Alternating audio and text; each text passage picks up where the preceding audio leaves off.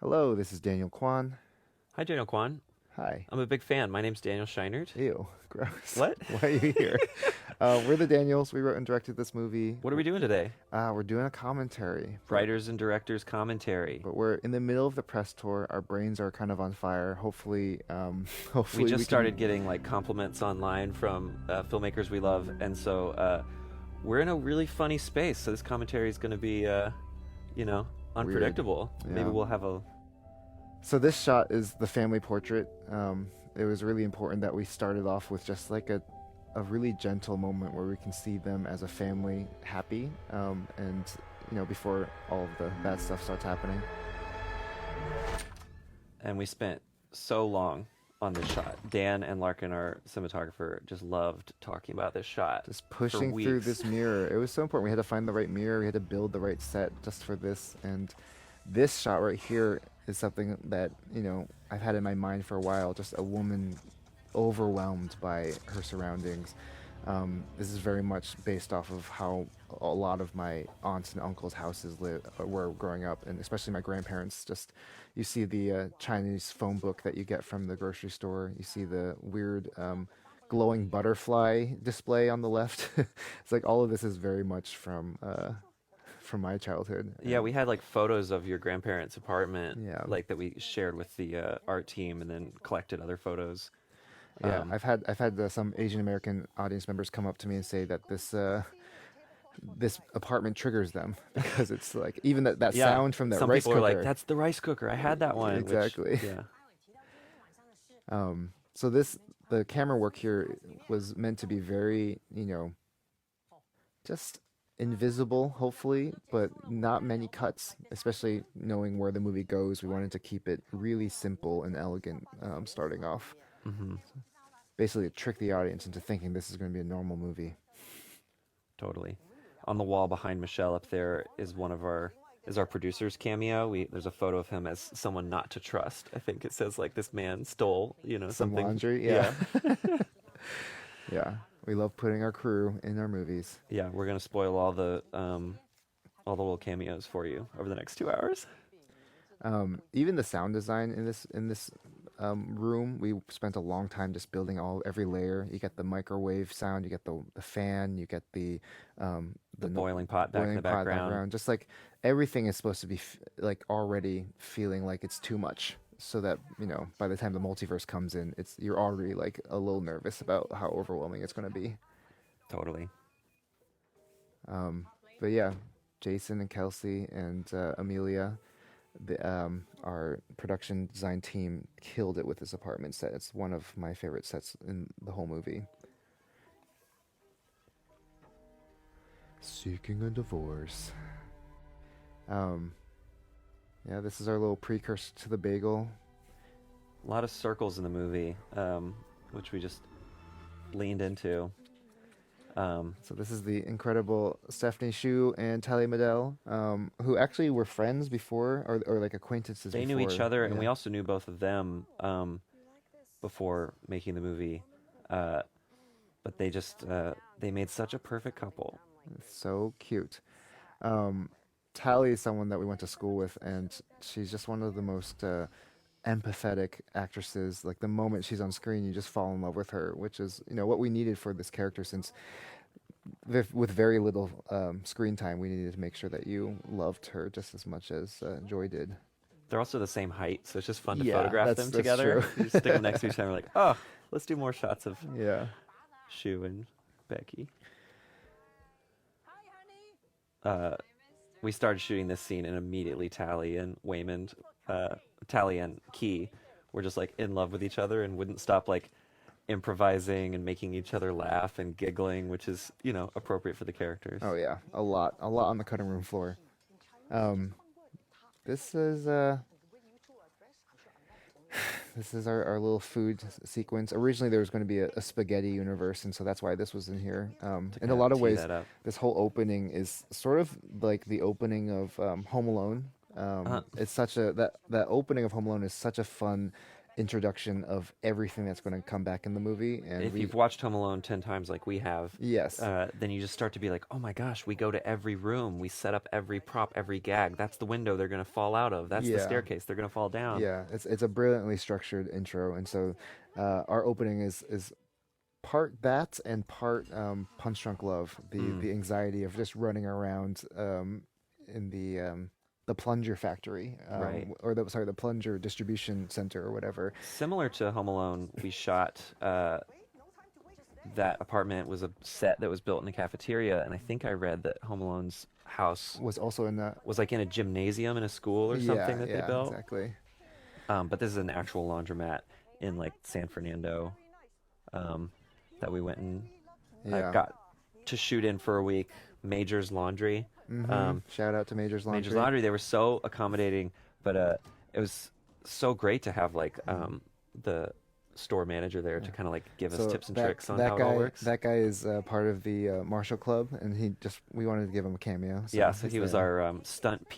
I think he was like working with the stunt team for the whole Right. process, but he also was part of the team that did all the previs fights. The amazing Jenny Slate. We've had the pleasure to work with her a couple times in the past, and we're just always looking for more excuses to put her in things. And Yeah, and she, when we told her like you're just talking to an imaginary person on the other end of a Bluetooth, like it was off to the races. She just wouldn't stop like adding in jokes and having fun with her, fighting with her ex-husband on the other end of the oh, this Bluetooth. shot, that foot shot right there. I've had a lot of people come up to me after like a screening and be like, "I like that foot shot a lot. These stool shots are like a little tease to Yeah, what Michelle is capable of." we What, shot even more kung fu-y stool stuff yeah, that's on the cutting room floor. right. And the baseball bat has the googly eyes, but all of if you watch this entire sequence, there's googly eyes hidden everywhere, which is kind of funny. Hmm. Um, So such an honor to get Santa Claus oh, in the movie back there. yeah.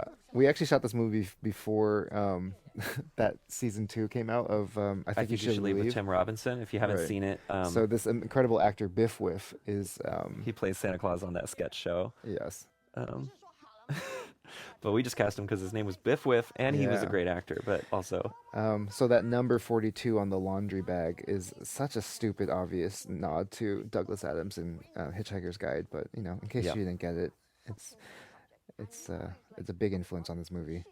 Hmm. So this is like the first time we get a chance to see that this is a sci-fi movie. It was kind of fun challenge to figure out how to make it so that the audience would notice the right frame and watch his, Wayman's head drop down at We that right recut moment. this so many times trying to Yeah. figure out how to get you to enjoy, Yeah. his little routine in the background.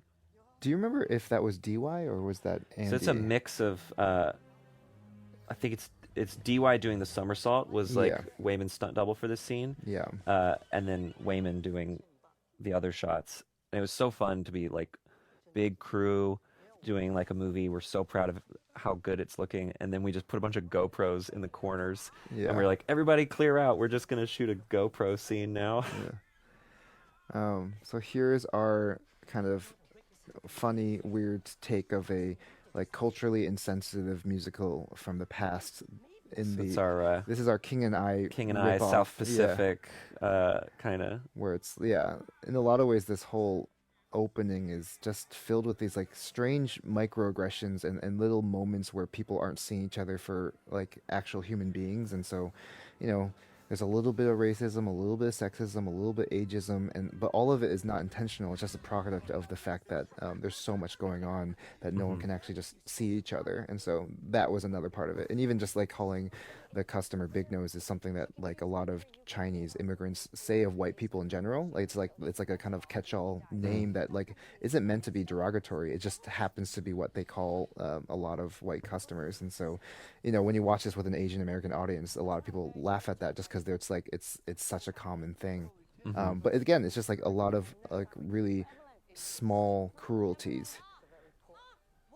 So that by the end of the movie, when people are finally able to see each other, you can kind of see the change. And the one and only James Hong. Woo! He was 91 years old when he shot this movie. Cannot believe it. He did all his own stunts too. No, he didn't. We were very careful. Yeah, no, he had like 5 different stand-ins. It was very, very great. Yeah, one of his stand-ins uh, agreed to shave his head because he Hmm. wanted to be James Hong's stand-in so bad. Yeah. Because we were like, we kind of need a bald head to test the light out on. Um, So this Chinese, this terrible Chinese is very inspired by my terrible Chinese, and mm. this interaction is basically what happens whenever I go to visit Can you say I my speak terrible grandparents. Chinese in terrible Oh, Chinese right now? 我不会讲中文，我的中文很烂。That's See? All I, right. For those or of you who I know, think that's like my Chinese is really rotten. I'm not really sure. okay, nailed Something it. like that. Uh, James would constantly be punching up the script, Gong Gong Grandpa, and our translator Echo Kwan would be, with a headset, and she would just die laughing at the end of takes, and we'd be like, "Oh no, what did James say?" And he'd always just be muttering crazy insults or creating backstory for Gong Gong, and then in the edit we worked with our assistant editor Zoe to kind of pick and choose Yeah. what to keep. This is another moment that I feel like the Asian American community really gets, and like other people maybe not so much. Like if you watch it with an audience of Asian Americans, they don't laugh at the "you're getting fat" joke. It's like a very familiar like um, act Mm, of love or just like a way to express love without saying it. But there's a disconnect there. right.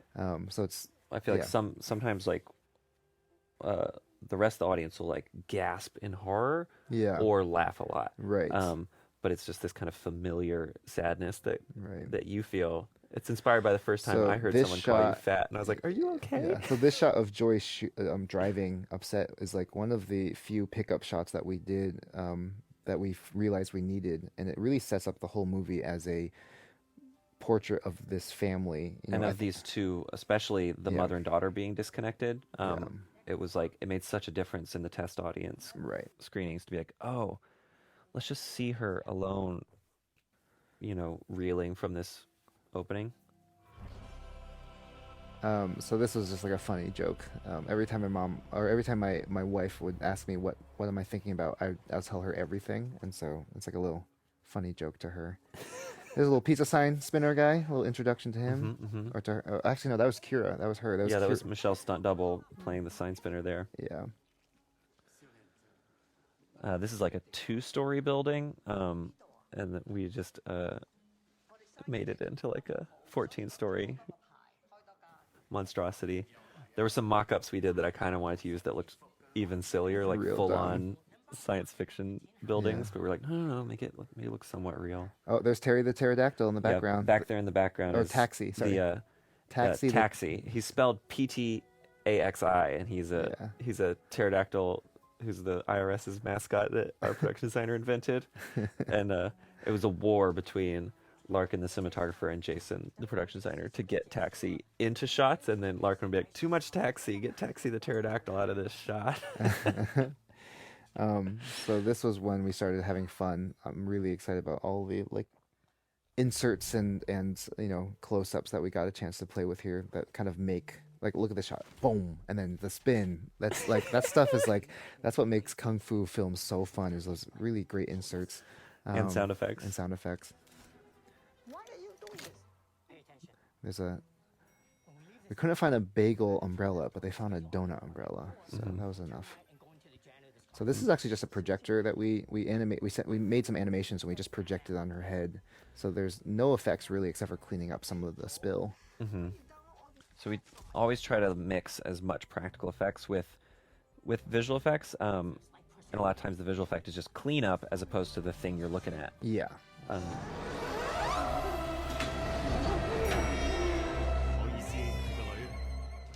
we got to use James Hong's toupee there.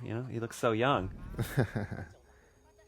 Um, right there for young Waymond. We spent a while being like, can we somehow motion track Ki Kwan's childhood face onto that actor and make it look like Short Round? Did not work. It's too much work, and it wasn't worth it. So this sequence was kind of like a fun revelation. Basically, we could take a sci-fi conceit, which is someone scanning someone's brain for their life memories, and in in the same motion, you're also getting their full life story. So it's Hmm. like a little bit of sci-fi stuffed in with a little bit of character It was backstory. a real aha moment when we were writing, and we came up with this scene, and we were like, "Oh wow, now we can uh, tease everything that's going to come later. All of Michelle's characters' regrets and all the Oh, relationships that emo we're going to joy. tease." Sorry. She had so much fun being emo joy. Yeah.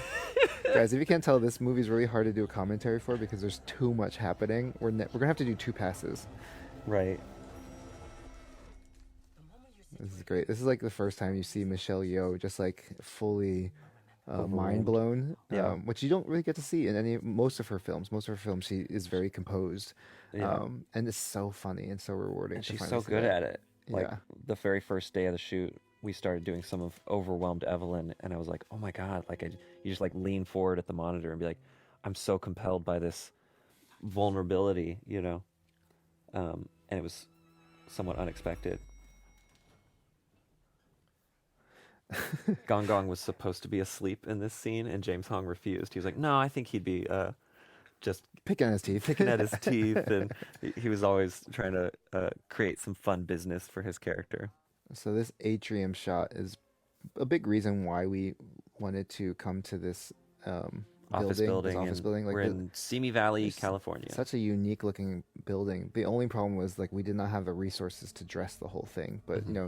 Jason and Kelsey found a way to make it work. It looks fully, it looks like a fully realized Yeah. environment. One of Jason's favorite tricks is that instead of getting working monitors for all the computers, he would just print out a desktop photo and then Like just a put screenshot, yeah. it says like a piece of paper on a monitor, and on camera it works so well. You don't need power.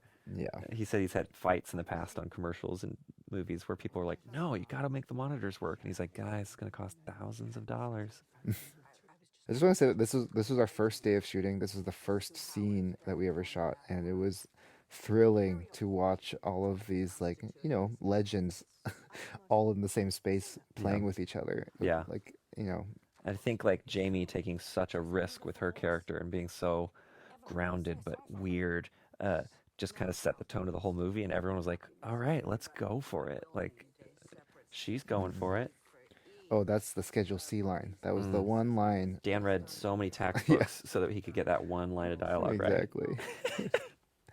And a chef. Last time you told me Now that. please. A teacher. Oh, right here, there used to be this really lovely tracking shot from the side Mm. that where we went from Deirdre's face all the way to It was a great shot Evelyn's that would have made the face. movie about 25 seconds longer. Yeah, it's okay. So yeah, this is our funny, silly introduction to the do something improbable, and I love the tension that's built from the score. This is Sun Lux were the composers, and specifically this song was actually borrowed from one of Ryan Lott's one of the composers' Solo albums. solo albums, and he repurposed it for this moment, and it's really lovely. Yeah. It was such a treat that we got to work with them in general, but what they did was they gave us all their records without vocals, and we used it for temp music. And so this is one of the opportunities where we actually just used one of their songs, but Yeah. most of the time then they had to replace their own music, but they already knew like, "Oh, I know how I did that." So this next So proud shot of this is shot. this next Both shot of these. is 100% practical. There's no effects there. Until there. Right there, yeah. The But cracking glass. it was but- all done with like shutter angle and frame rate. and just like Michelle in a rolly chair and with a leaf blower, Yeah. kind of like I love very these lo-fi. these glass transitions that we came up with. A lot of that was developed between me and Ethan Feldau, one of our VFX artists. And then yeah, the other crazy thing was those rotating shots around Michelle. Our grip team, TJ and his team, had to build the tiniest circle dolly so that the Yeah. camera could wrap around Michelle within a closet. yeah, And it was it's pretty ridiculous. yeah. Yeah, You remember when Michelle went back into the closet? The broom jiggles behind her. oh yeah, And I think we had to hide a PA in yes, the garbage can. just to shake it. Yeah, Or something totally. or maybe we did it with string. I can't Yeah. remember. For a while, we were hiding a person in a garbage can so that we could jiggle the broom.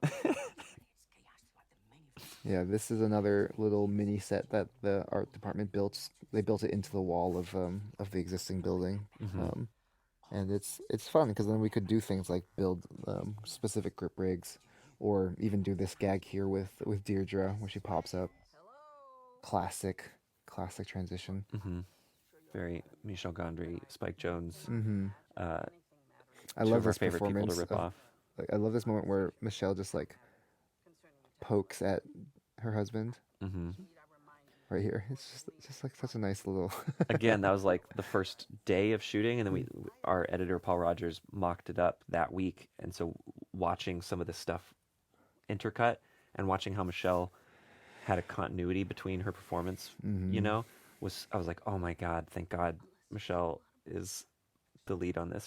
She's gonna glue this all together. She's so good at, you know, making something she shot one week I feel flow like into something else. I feel like we just missed a very important moment. The What? Chekhov's butt plug Yeah. is, I think, gonna be something they teach in high school, a literary Who was it device. that sent us the Oh, Chekhov's butt plug? Ted Chiang, Ted the Chiang, one of our sci-fi favorite sci-fi writers, was artist. like, I liked the movie, and my friend, I think a friend of his Yeah, coined Chekhov's butt plug. Once you yeah, introduce a butt plug, someone's gotta plug a butt. yeah. So just you wait. It's another just beautiful moment from Michelle that like grounds it all to just see how much that hurt. And Jamie's just loving it, just chewing it up. Hmm. This scene was hard to edit because every angle was an incredible actor doing an incredible job. You know, I was like, oh, do we point at Deirdre or Waymond or Michelle? Your daughter to help you translate. I am going to bring my. Sorry. So this is where we're playing with the sound design of the voices to kind of sound like radio sounds from another universe. We use like this the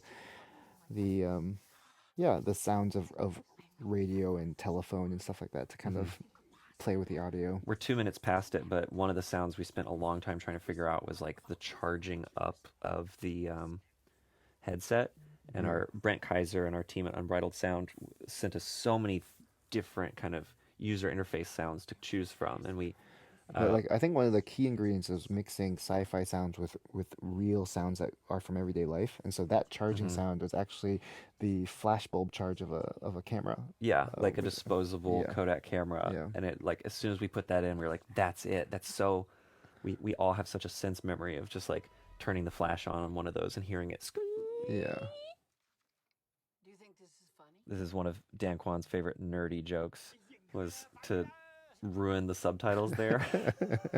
Yeah, it was a big pain in the ass for international people, for the international territories. But um, this is fun. This is like a weird collision of two universes, and it's kind of a just a introduction to how to watch the rest of the movie.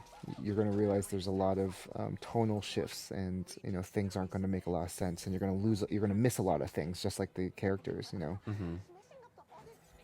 We we love impressive visual effects, but like I have such a soft spot for just basic camera tricks, and those are just boring old camera whips where we're just Yeah. panning from one scene to the other. And once you put that in the edit, there's just something so fun Mm. about a match cut or a camera whip. I love Jamie's physicality here. She's just like a minotaur in a labyrinth. Uh, It's so fun. and then I'm proud of that moment where the pipe hits her face because, there's a lot of discussion about how to safely, hit Michelle with a pipe, and it wasn't a real metal pipe, but still, the technique we used was just to slowly pan the camera and just mush her face with a pipe. It's like a 5-second move, and then we just speed it up in the edit, and it feels kind of intense. Yeah. No chance of injury. Jamie's having the most fun ever. Look at this.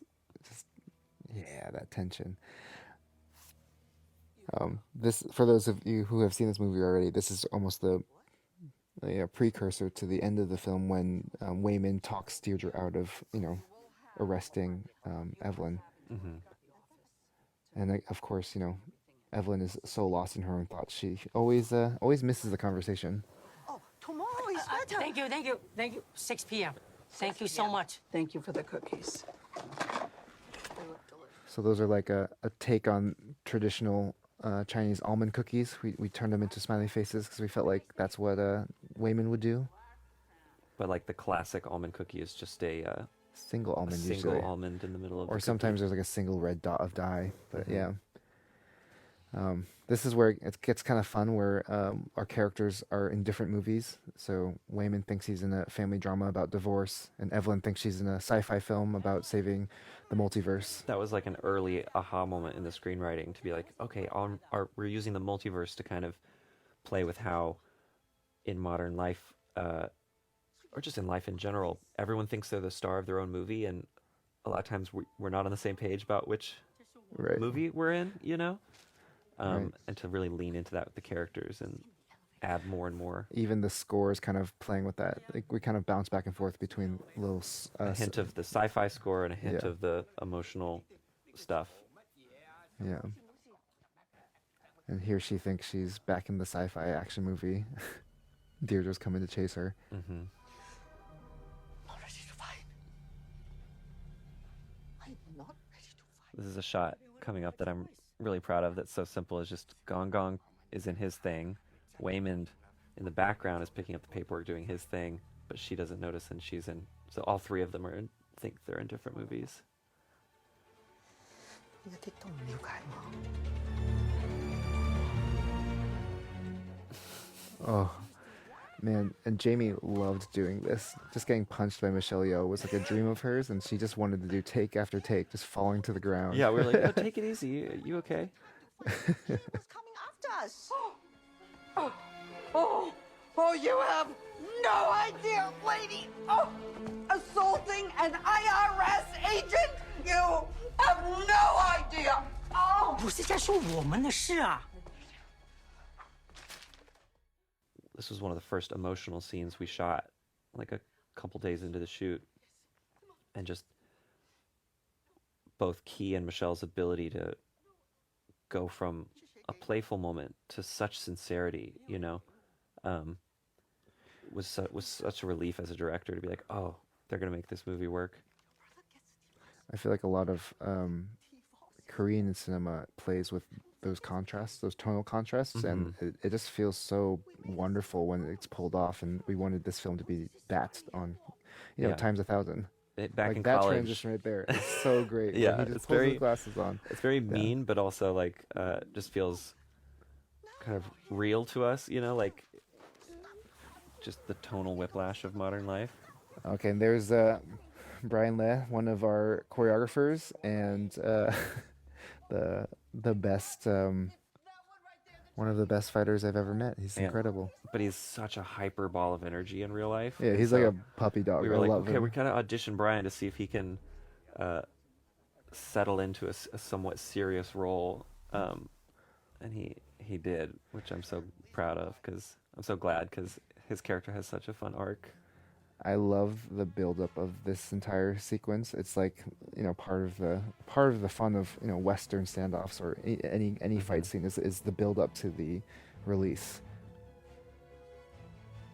And Sun Lux's score here is just so great. It's like our own version of the Matrix score. Okay, whatever you think about doing, don't do it.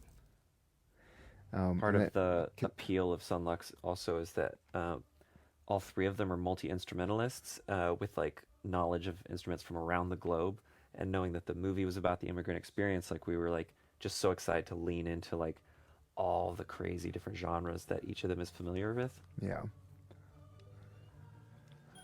So this shot was really jankily done with a Fisher dolly, but it's fun. And then you can see our aspect ratios changes here. We're now in 2:3:9. We're now in action movie world. And so, other than that first shot, most of these shots we did with actual anamorphic lenses, which meant as we shot this sequence, the camera team was having to constantly check and be like, which universe? Do we switch? Do we switch? And switching back and forth. I love these insert shots. Woo! Boom. Those are kind of inspired by a lot of things, but especially the Grandmaster by Wong Kar-wai we watched. It's got the best inserts. Just entire fight scenes that are inserts.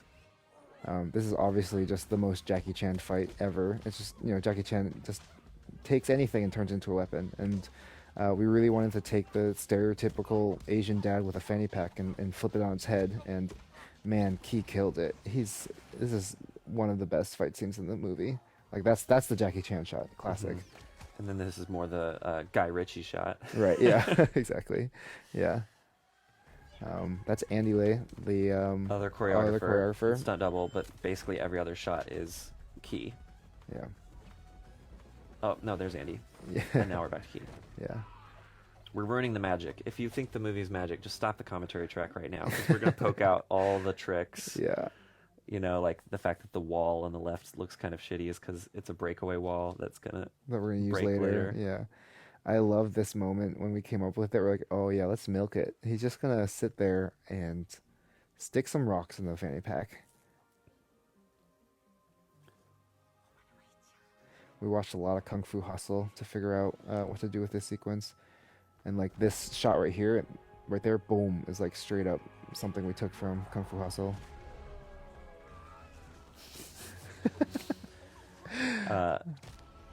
One of the ways we managed to do this all safely was that Hold on, this shot, boom. Key did that all by himself, second take. yeah, Sorry, but continue. and that stunt performer really did that fall to the ground. But we no made a wires, giant just him. piece of carpeting that looked the same, and then stuck pads underneath it so that we could kind of safely do a bunch of the stunt work, but without any visual effects. Or every once in a while we'd have to clean up the carpet, you know, but Right. nothing else. Yeah, it's kind of like with like professional wrestling. The ground is actually kind of bouncy. Right. My potential, or lie here and live with the consequences. I want to lie here.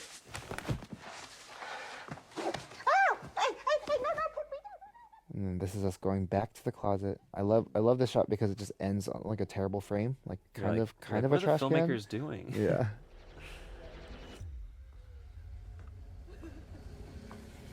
Citizens of the 4,600. one of the background extras took a picture on set and posted on Instagram Yeah, while she we were started like shooting. Instagramming, and we were like, "That's the first rule of being on set: is don't post." So she did a great job on this day, and then Never was came not back. invited back. So that we call this plaid Vader look. This is the Joe Butchapaki introduction. There's a fun deleted scene right there where, Oh, hold on. This is actually all done practically with balloons. yeah, Okay. or it's a mix. I think the first hair is Yeah. CG, and Yeah. the last hair is just a balloon with static on it. You know. But the deleted scene is she insults Deirdre, and Deirdre cries and jumps off the balcony. It just demonstrates how much she worships Jobu. So this is the first time she tries to see if this Evelyn can handle everything, and she can't handle everything, and so she dies. But it becomes sort of the introduction to the flashing faces that we push to a very far degree later. We shot this whole movie before the pandemic, but ended up with accidentally putting all these face masks and face shields into the movie because it's just a part of kind of That's how Asian countries operate, anyways. Especially because of SARS, everyone's wearing masks all the time. Once again, we get the flippy and the aspect ratio shift.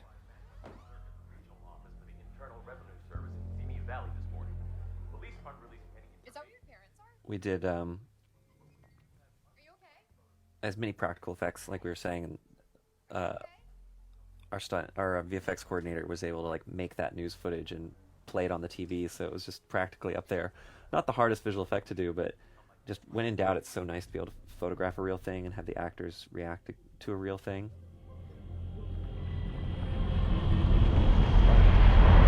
My husband won't even kill the spider. How can you be the same person? You underestimate how the smallest decision can compound into significant differences over life. I feel like this day was funny. Michelle's partner Jean was visiting, and Michelle was very distracted. But she did a great job still. They had a lot of fun. Yeah. The nice thing, this bit coming up was one of the funniest days on set, because James wanted to do a lot of takes with this pudding, but we didn't have much sugar-free pudding for him to do many takes, so he kept resetting after each take by spitting the pudding back into the cup. And then our boom operator started crying, trying not to our laugh. Our props team was like literally just like heaving in the corner. It Yeah. was awful. So funny. So this is our like Star Wars sort of Mad Maxy Mad Max sci-fi universe. That RV is very much a Jason Kazvarde RV. He loves vehicles. He's a big. He's our production designer, and Yeah. the first draft of the script, or one of the early drafts, he read it and he was like, "It's pretty cool. Maybe the Alphaverse should be in a car." It's specifically in an RV. Yeah, because he was like, "There's not enough cars in this movie, and I love cars." So we did it. It was a good Yeah. idea. It added energy, Yeah. Fun fact: he might retire from production design and just become a stunt driver. That's what Right his now, it's dream just is. his part-time Yeah. thing. He's officially a SAG stunt driver because he did some stunt driving in this movie. So The gum. I love. hire him. There's this little podunk sound when he hits it. That's actually just the trash can that we had on set that he spat in, and we kept it. It's very cute. This little shift in Wayman's performance is so funny, and it's the kind of stuff that really makes this character so hard to pull off on screen or on the paper, but like he kills it. He It's worked so much really fun. hard at it, and had a movement coach and a vocal coach, and just came to set so prepared. So it was not, us as brilliant directors. It was like him recognizing what the role required and This making shot- it happen. This shot is one of those shots where we had no time left at the end of the day. We had like 10 minutes, and we just had to combine 3 or 4 shots And we're into like, one. can we do it all in one? And So then they come down the stairs. We push see past. the person coming up. turn, door closes. Yeah, just and we made our day. It's just really simple. So let her destroy the other bubbles. You said that's We were okay. constantly trying to come up with ways to keep It's okay if we lose some. this same building visually interesting, and so we came up with the idea of security lighting and the lights being off in this hallway to kind of lean into the moodiness of the scene, but also just make it so you're not just looking at cubicles and hallways that look the same for hours and hours. We don't know what it's for, but we can all feel This speech was an attempt to, understand the Alphaverse's mission so that we could, turn it on its head when you realize they're actually not the good guys. But Dan, when he was writing, accidentally used the lyrics from Absolutely Story of a Girl by the band 9 Days. And we kept it. We kept it, and then we licensed the song, and then we snuck it in the movie in 3 other scenes. trust your neighbor anymore. And you stay up at night wondering to yourself. I just love how silly this movie can be and how much our actors, like, without much direction from us, how much they, like this shot of Michelle is so simple, but like, But so evocative, and yeah. just holding on her just helped us remind the audience, like, this woman's journey is real and worth investing in, as silly as it gets. And then, This is our little horror movie moment. yeah, and so, for some reason, Jamie was pretty familiar with horror movie tropes. She was really good at them. I don't know why. Yeah, it was really fun to finally see her be the stalker and not the damsel in distress final girl.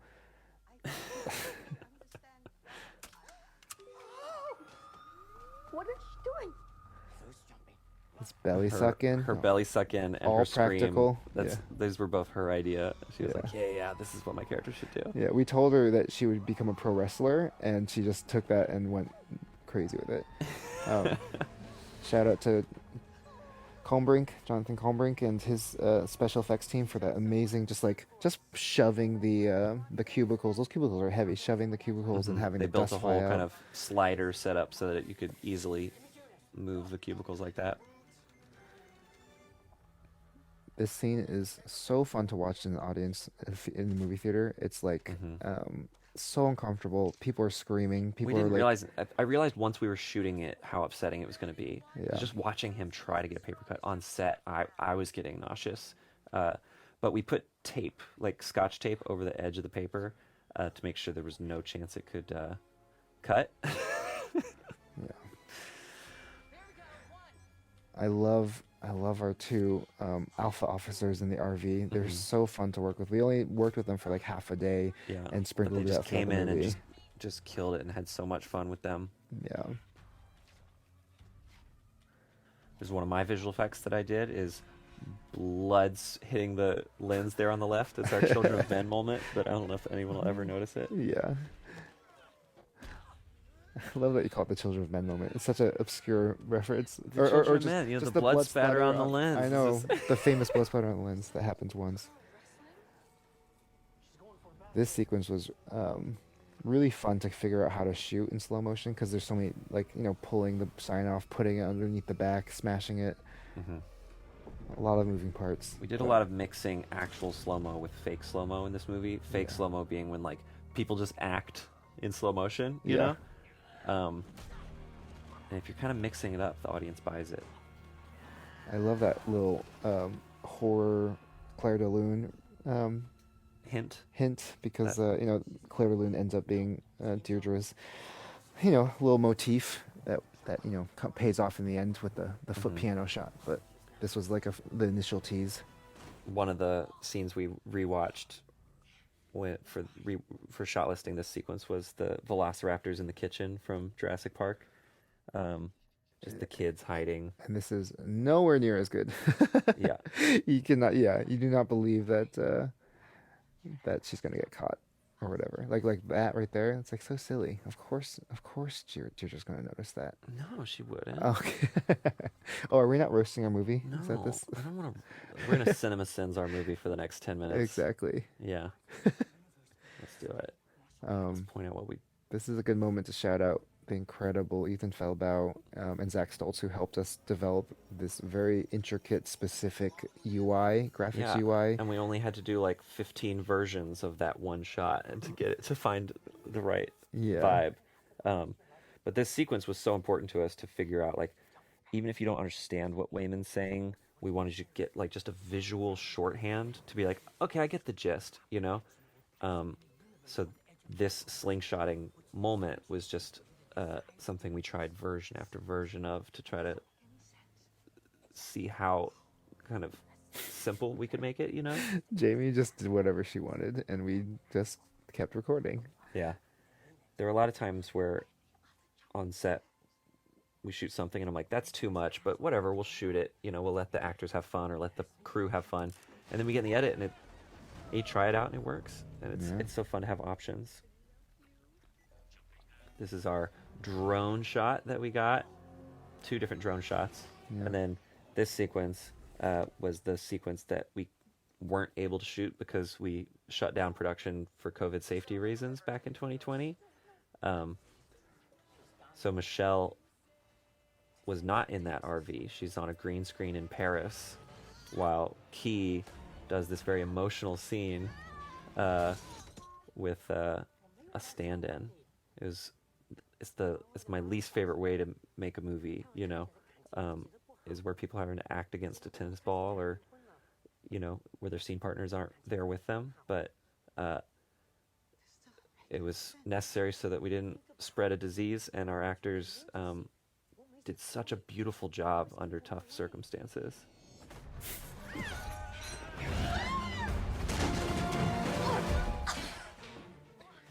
Shout out to Tim Ulick and Kira, who did that throw over the wall practically Also and Colin, safely. Our key rigger, Oh my God. or the stunt Colin, rigger. our rigger was just climbing through the attic of this building, just adding support beams and pulley systems so that we could do wire work. And so many shots in this movie I thought were out of our budget range, and Tim and Colin would be like, no, we've got a plan, we can do it, you know? Yeah. You have to go on IMDb to figure out everyone's last names. Our whole crew's great. Just cruise through. Yeah. Or pause the credits.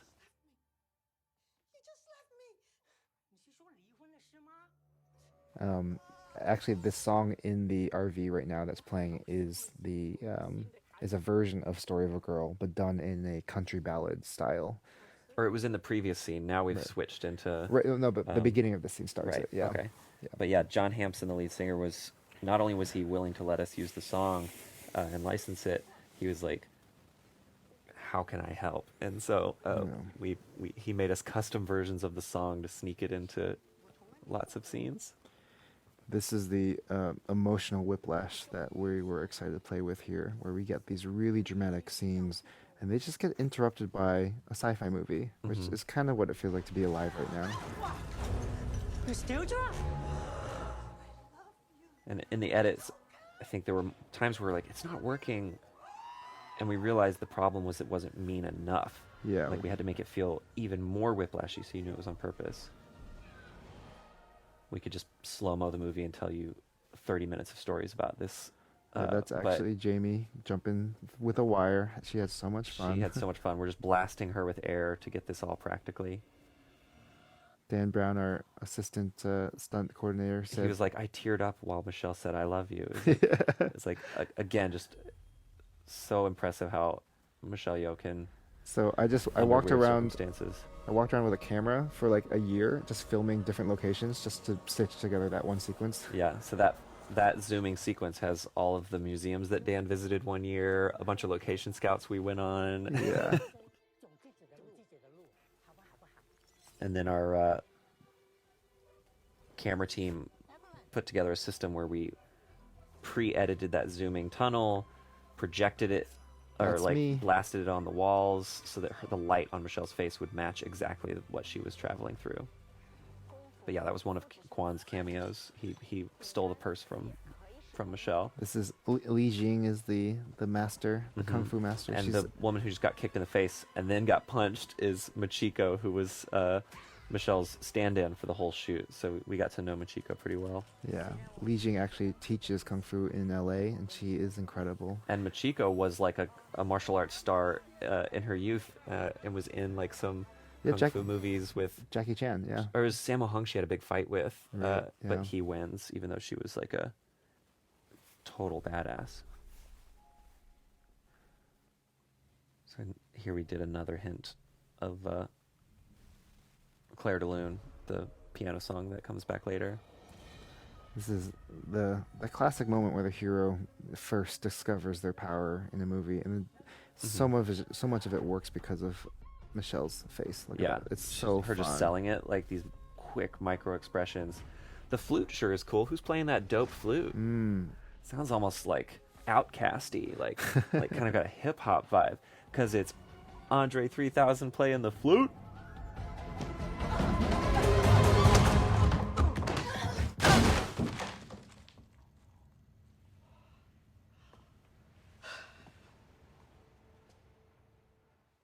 We were told early on that whenever you have a script, you should write down like the emotional scale from 1 to 10. Every scene is going to be hitting, so you're not going 10 all the way across, because then your audience gets exhausted. But with this movie, we broke that rule, and just we just really Like 10, 10, 10. Yeah, exactly. Oh, like no. here, just watching their performances, it's so heartbreaking and so fully rendered. But then, mostly just for like a strange meta joke about, what it feels like to have multiple emotions colliding at this all in one moment.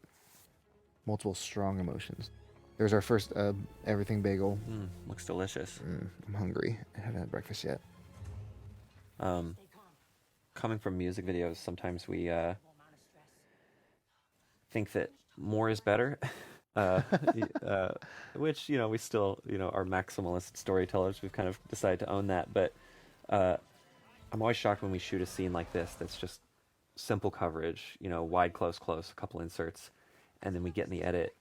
And it's just such a treat. And like this scene is so enjoyable because the actors are good and the audience is invested. But on the day when we were shooting, I was like, oh, is it interesting enough? Do we need to, do more?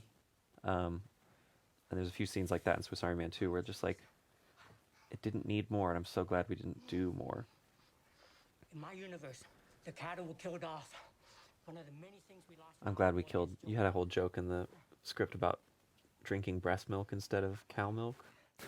I don't remember Yeah, that. and then he's like, "It's not the same," and I was like, "Okay, I don't know if we need that joke."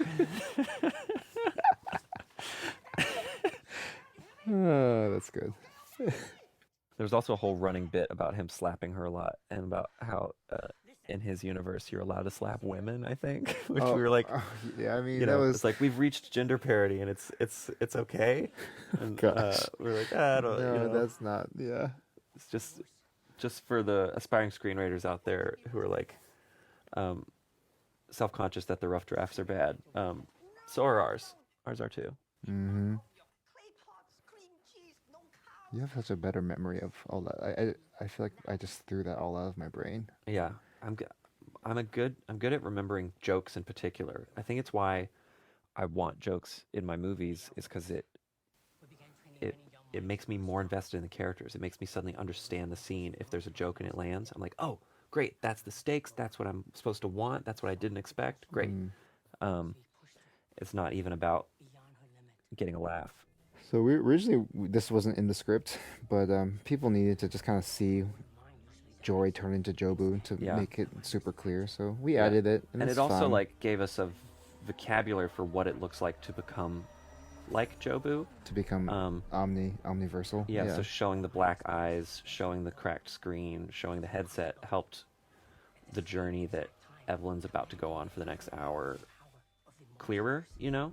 I love this little limbo. It's such a funny, simple thing, but Yeah, it totally. and that's just Steph Shue goofing off on set, which we were constantly encouraging her to not do the same thing twice. A deleted scene that was fun was she walked towards the cop, who turned around and was like, "Ma'am, you can't be here," and she just gave him a high five.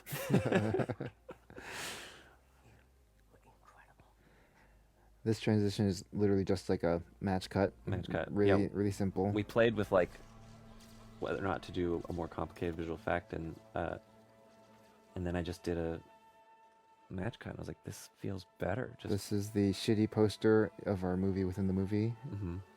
A lot of people would see that poster and be like, "Is that the poster for your movie?" It's like It was sitting in so Dan's house embarrassing. for years, and people would be like, "Huh, the poster for your movie looks I love obviously this good." the Wong Kar Wai step printing effect that is just so fun.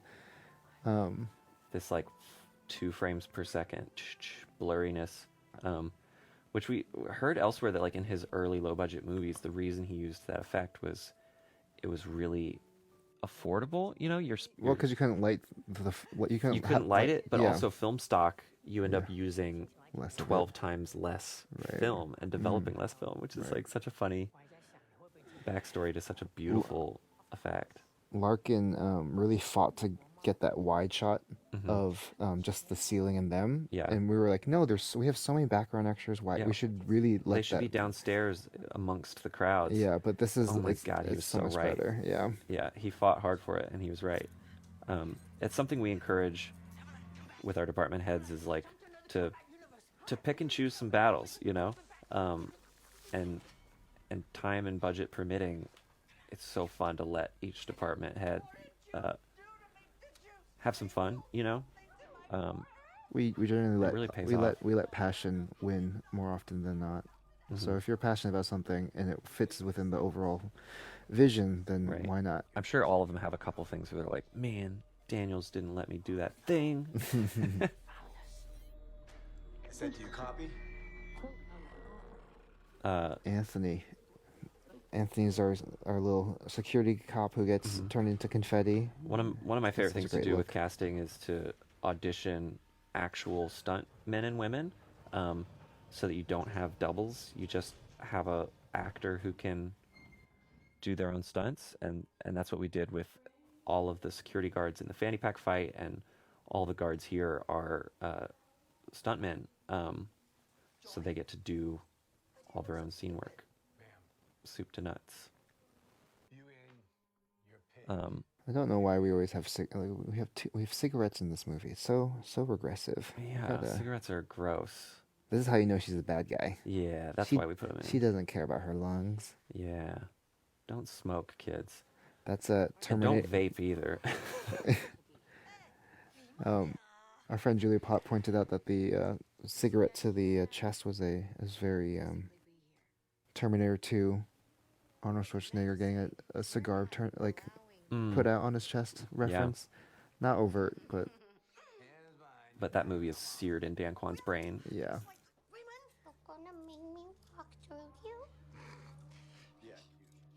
Sometimes Steph Shue would, after a take, be like, what did I do? Like almost like Jobu would take over and she'd be embarrassed by what Jobu brought out of her. She still sometimes is like, why did you use that take where I go, you're gonna make me walk through you? But we just loved it.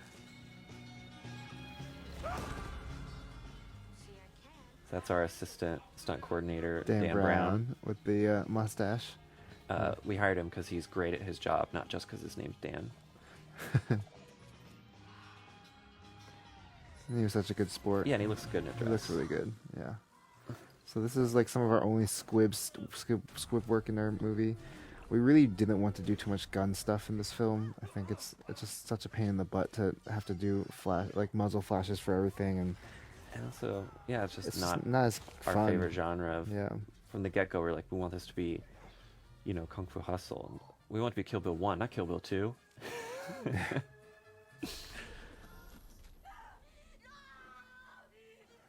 It's these little transitions that make Steph Shue so good for this role. I feel like most people would not be able to do that convincingly. A lot of it is like so. Even just the like giggling afterwards, like it's just.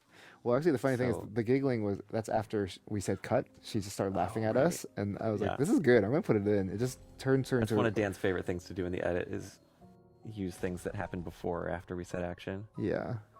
There's a bunch of deleted dildo fighting that when we tested on people, we were like, it's too much. Like we want the movie's breaking at this point. And Oh, we're that laugh pushing right there. People.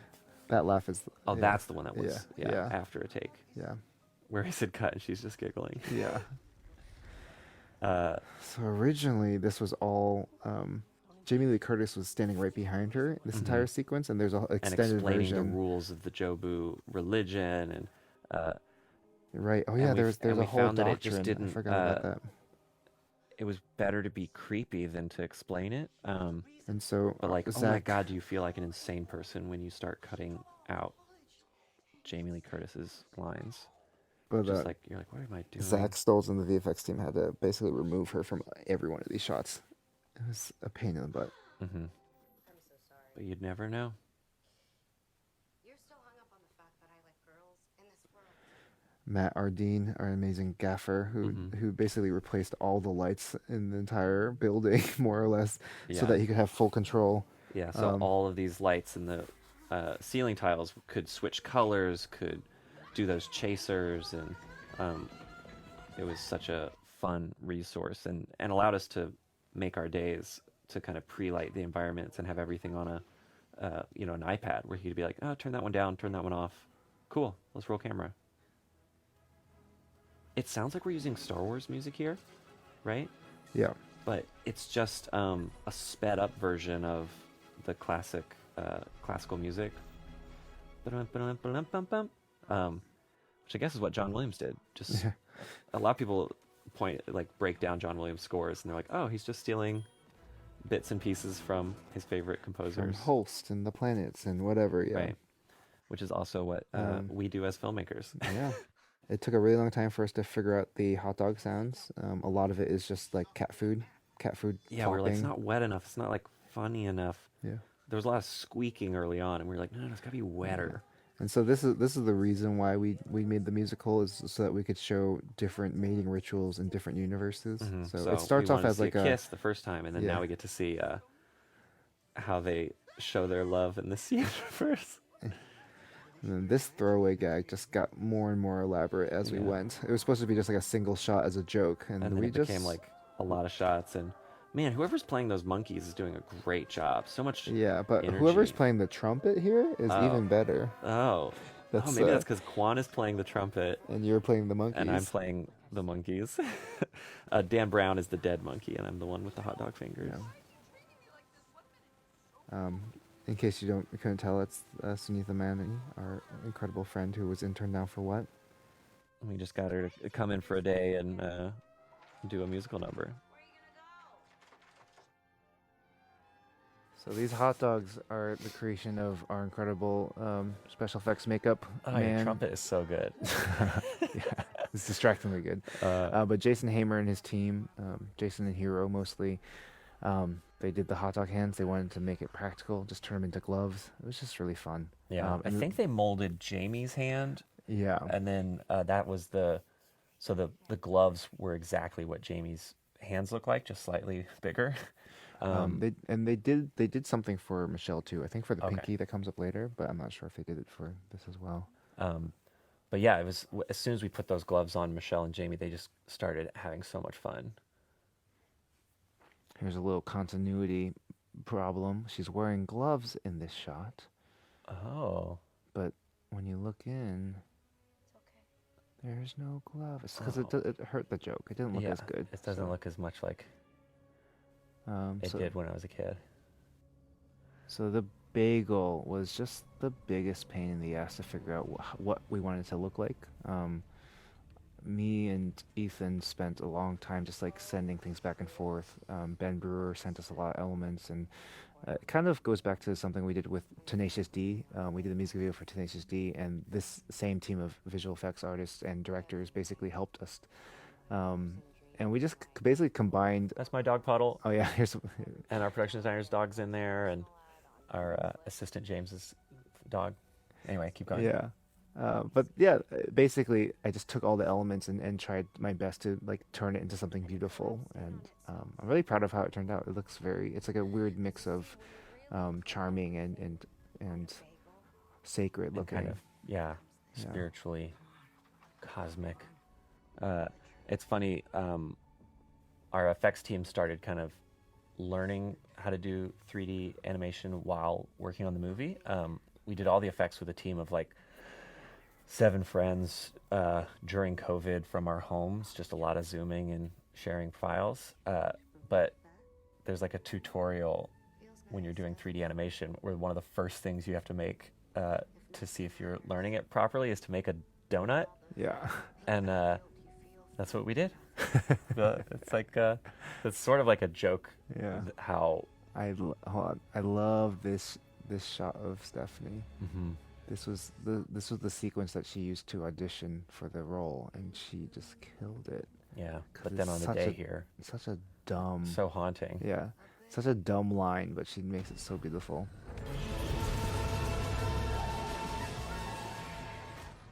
The dumbest little effect right there, but it's fun.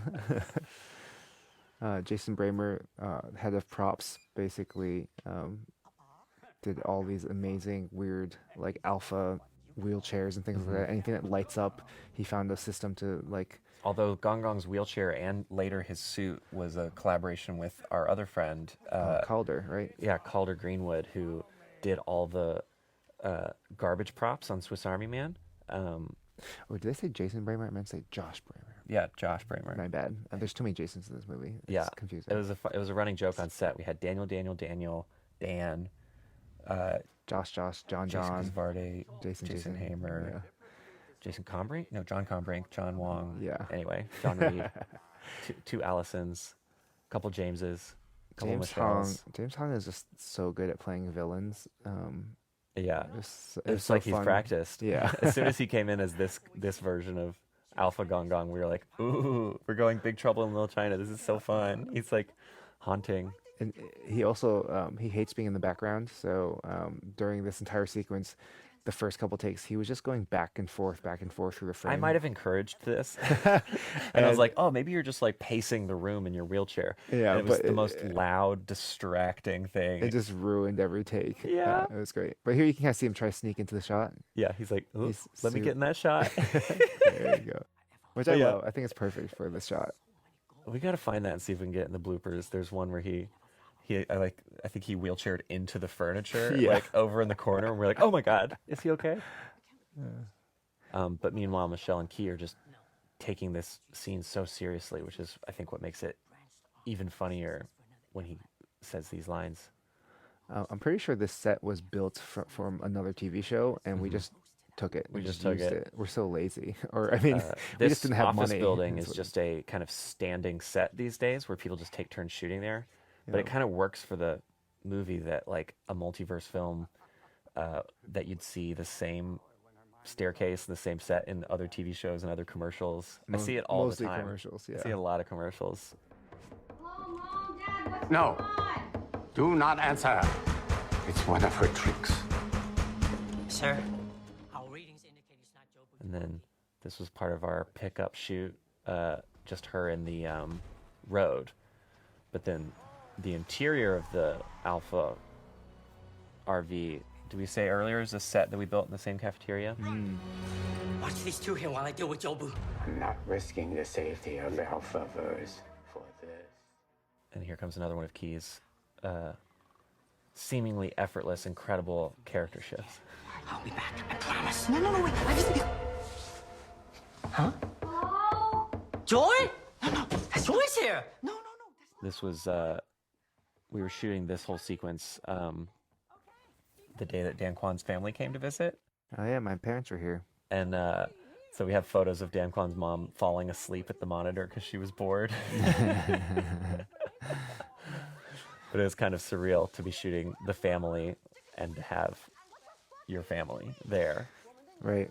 In the scriptwriting phase, we called this the family reunion because it's the first time since the beginning of the movie where everyone's just themselves. Yeah, there's no sci-fi, there's nothing. And it's just them trying to basically catch up with each other. But it was a really lovely chance for Michelle to get to play this really goofy version of herself, talking about Rakakuni. Which this is a little bit what Michelle's actually like. She's playful. She's kind of like bossy, but totally has a sense of humor about herself. And like, it was so fun shooting this, and she did such a good job. That movie. Okay, what are you talking about? People ask where we came up with Rakakuni. And it was inspired by Alexander Wong, our producer's father, who was a movie buff who would always get movie titles wrong. But he loved movies, so he'd always, call his family and be like, "Oh, you got to see this movie." And one of them was Shooky Hooky Shylock. He was like, "It's a great detective movie with Robert Downey Jr." And that was Sherlock Holmes. And then the best one, the all-timer, apparently, was Outside Good People Shooting, which was Good Will Hunting. So we threw a lot of ideas at the wall and fell in love with Rakakuni for obvious reasons, especially once we decided we were going to bring him back. Distracted. It's only protocol. It gives her one less universe to access. This scene was interesting to edit because, I think the first time we did the pass, there was no real threat or danger of Evelyn killing her daughter. Like, there's no way you would imagine her doing that. Right. And so, with Paul, our editor, we really worked hard on just like building up the tension, really just reminding the audience of what Jobu just did. Mm-hmm. So these kind of flashbacks to the hallway really unlocked something for us that pushed things at least just a little bit further towards like, maybe she's going to go carpet knife her daughter. Which, like, to get in the weeds of the screenwriting, I think early on we were like afraid to lean into this question of like, would she second guess trying to kill her daughter, And then there was a moment where you're like, wait, that's the central question. Like, we need to like push it back and forth towards like love, and it unlocked a lot of things in the movie. There's a screenwriting truism that like, if a character has a difficult decision to make, then the audience will be invested. Like, that's like the most valuable thing you can have in a screenplay, is like a protagonist who must make difficult choices.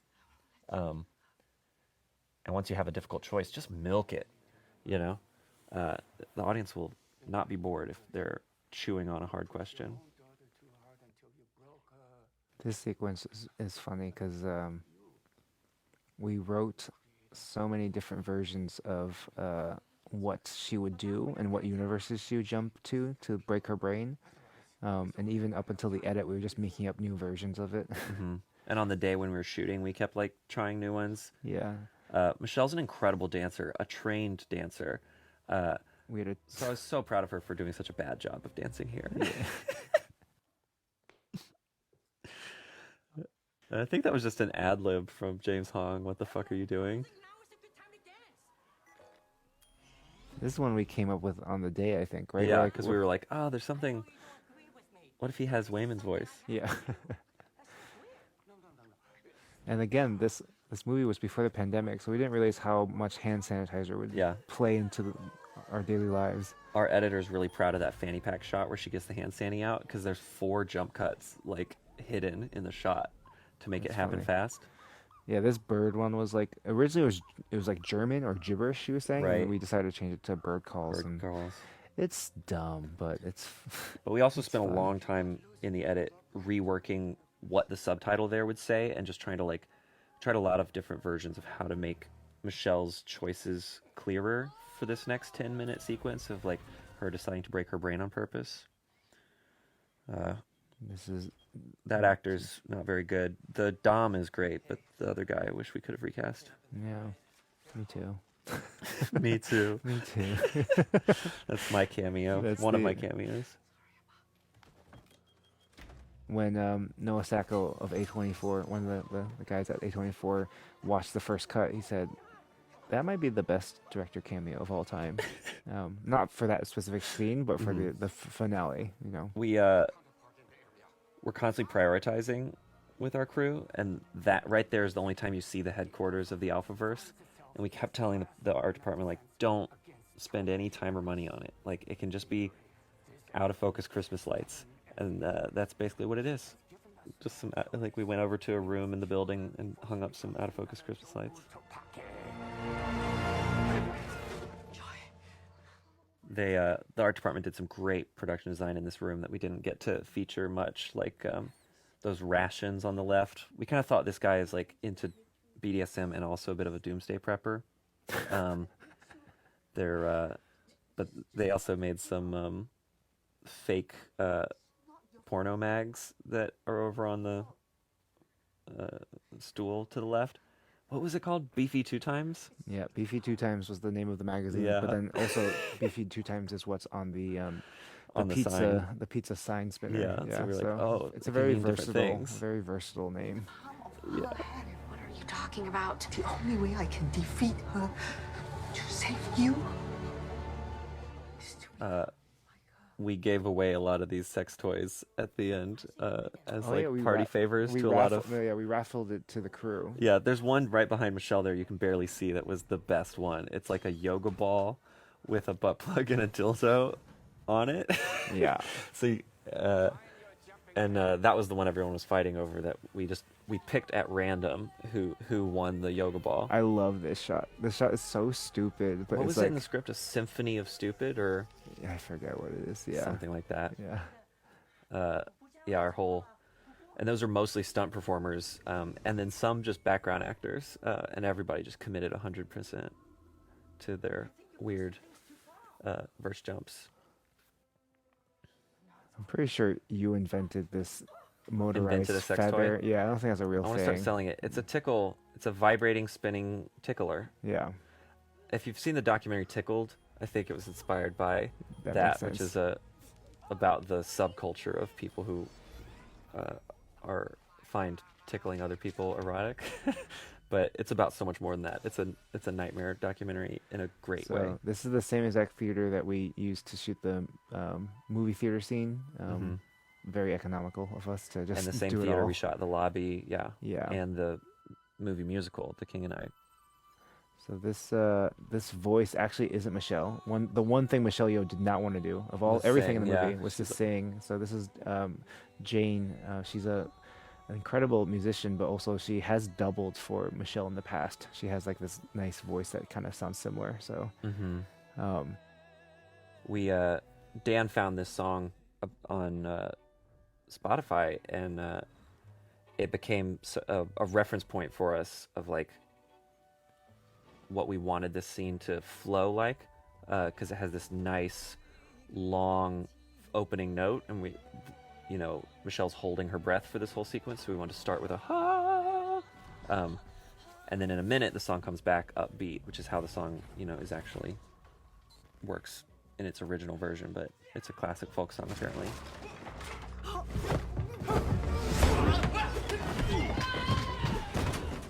this idea was of using the sign spinner as a superpower was pretty early It's on. one of our first fight styles we came up with. Just using like a riot shield as if you were a sign spinner on a street corner. It just it made a lot of sense. And actually, it was interesting because Michelle usually doesn't need to do much rehearsal for fight choreography, but for this one she did, just because it was such a unique shaped for a weapon that she had never used before. So we gave her a cardboard or plastic sign to practice with, and she'd sign spin in her hotel room. But the it's kind of the weapon that it's modeled after is the bow staff. A lot of the maneuvers are very similar to what you would do with a bow staff.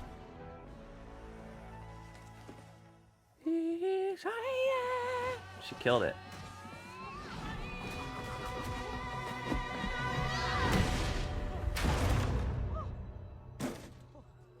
Holy. That's Efko, one of our stunt performers there, who just that's one of his go-to moves, is the backflip to his belly. I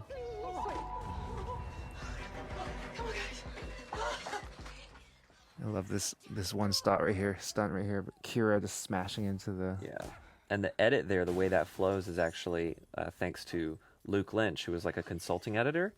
He and Paul, our editor, have a company together, Parallax, and they just love to kind of react to each other's work and every once in a while play.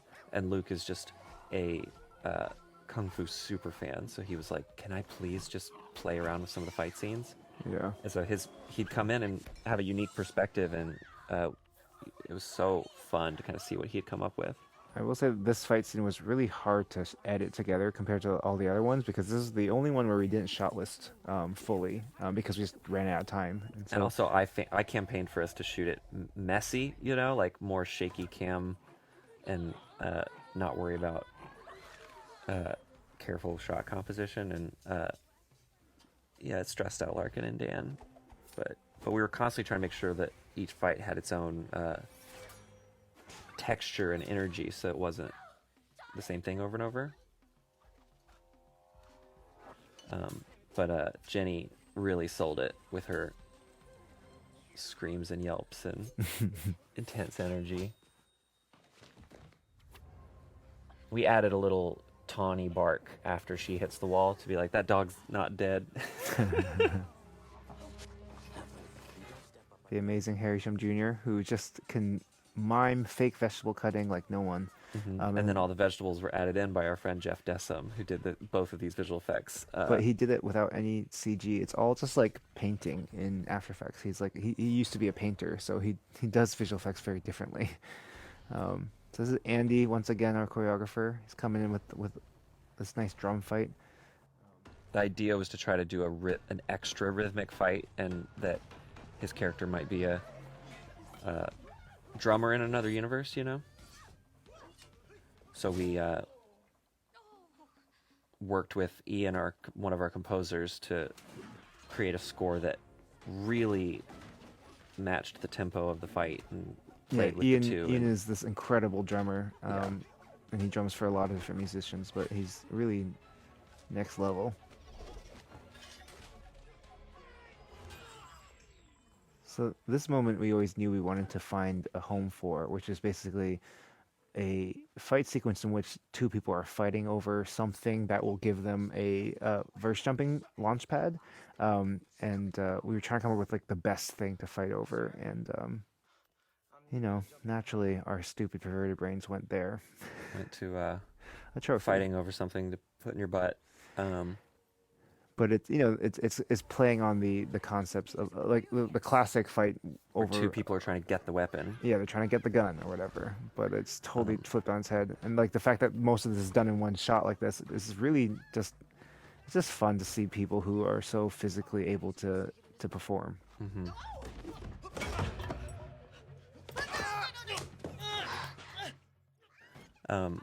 This scene was like 3 pages in the script and is like 10 minutes in the final product for a lot of reasons. But one of them is we realized that having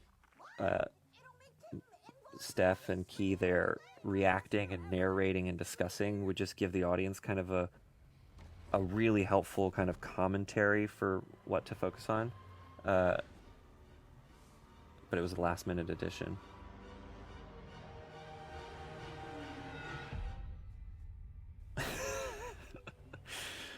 fought really hard to make that not a silly sound effect, just 100% a badass sound effect when he lands. So it's all in your head, you know, how upsetting it is. It's like a sword sheath sound that we pitched down a lot mixed with like a bass thump. A big bass thump. But yeah, Andy and Brian were brought on as choreographers, and then we told them we wrote a scene specifically for you guys, and they were so flattered and excited. And then we told them, you're two guys who fight Michelle Yeoh while you have butt plugs in, and they seemed to get visibly a little less excited when we first told them. But they gave it 110%, as you're about to see. Yeah, Andy's known for like acrobatic kicks and whatnot, like that. All of this is done without wires. It's just them. They can actually perform these things on their own. It's kind of incredible. So this is where her brain is breaking, where you really get to see her fracturing across a bunch of different universes.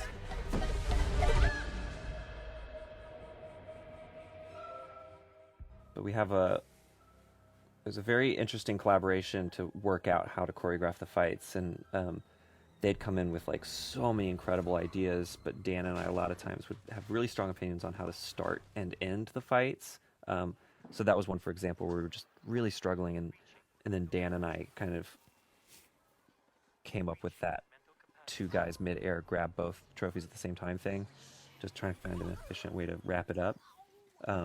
Really proud of how it turned out.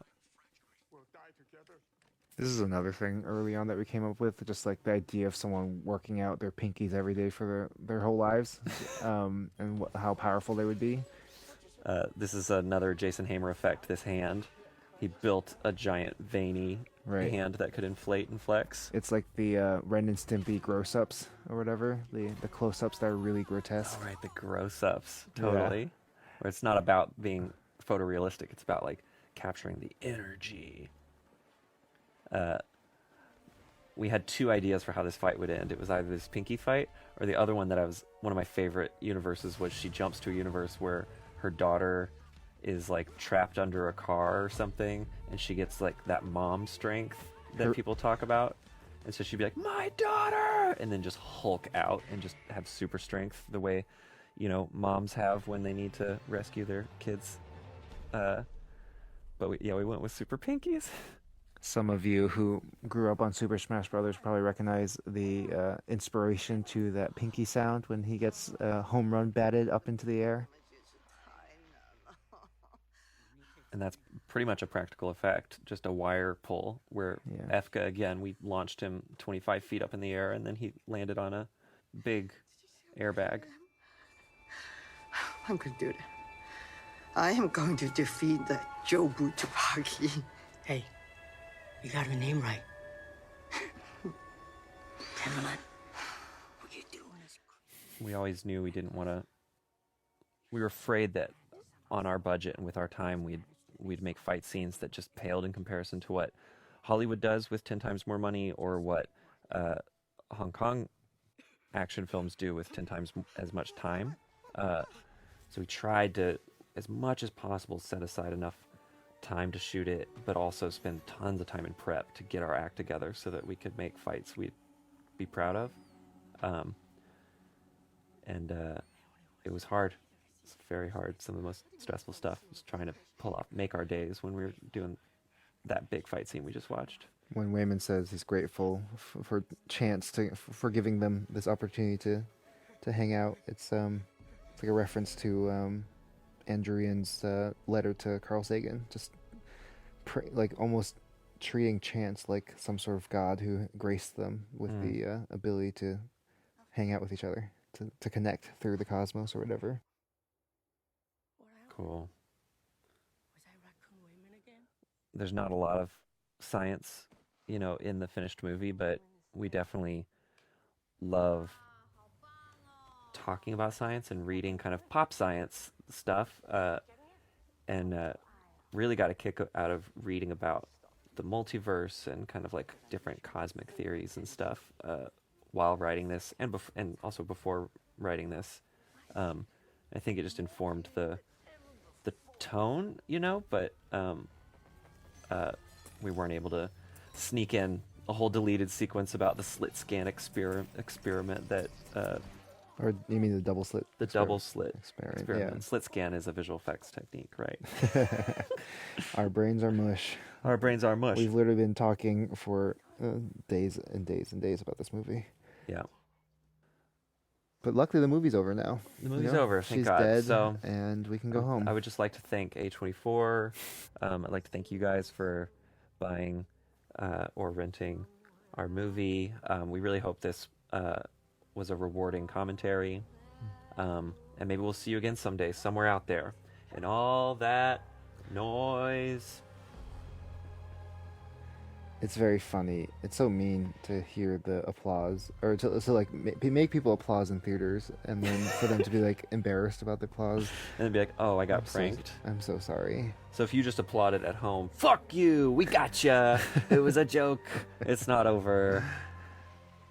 To me, this is when the movie really begins, because it's like Now you don't know what to expect. you Now don't- you're just... you're on you're in no man's land. Originally in the script, there was the entire credits were going to roll, and all of what you're watching now would happen like picture in picture, kind of like a blooper reel from a Jackie Chan movie. And so this running through the multiverse, we wrote a whole 9-page version of it because we were like, the credits might be like 8 or 9 minutes, and we backed away from quite so much meta-ness, which I'm glad, because just living in these worlds is so rewarding. This is the great Randy Newman, voice in Rakakuni. While nobody's looking. Yet once again, Jason Hamer and Hero, they built this incredible puppet. Culinarily. That I'm going was- to sing while you talk. That was attached to a wig that actually had hair that was on like a stretchy pulley system kind of thing. It's really Yeah, so there's incredible. no visual effects on any of this, and Yeah. it was too much fun to do. I'm begging you. No, please. So Kelsey Ephraim, our set decorator, fell in love with this universe, and we told her to go bare minimum with the set decoration, and she And just this was one of those fights where she was like, please give me some extra time to make- decorate the I- hot dog apartment. I And want she was like, everything to be hot dog colors, pink and brown and bunny, ketchup and mustard, lots of cats. yeah, she was like, these ladies love their cats. So it's all cat artwork and hot dog colors. It was so fun to walk onto that set. This was our last day of shooting, our only full night shoot. It was so cold and rainy, and it was right as people were realizing COVID was going to become a problem. It was a very strange night. Yeah, luckily we were outdoors, which For is hard to... for half of it. It's hard to spread. Because we were also indoors for half of it. No, we were in the limousine is all. Oh. It was just limousine and alley. Oh, right.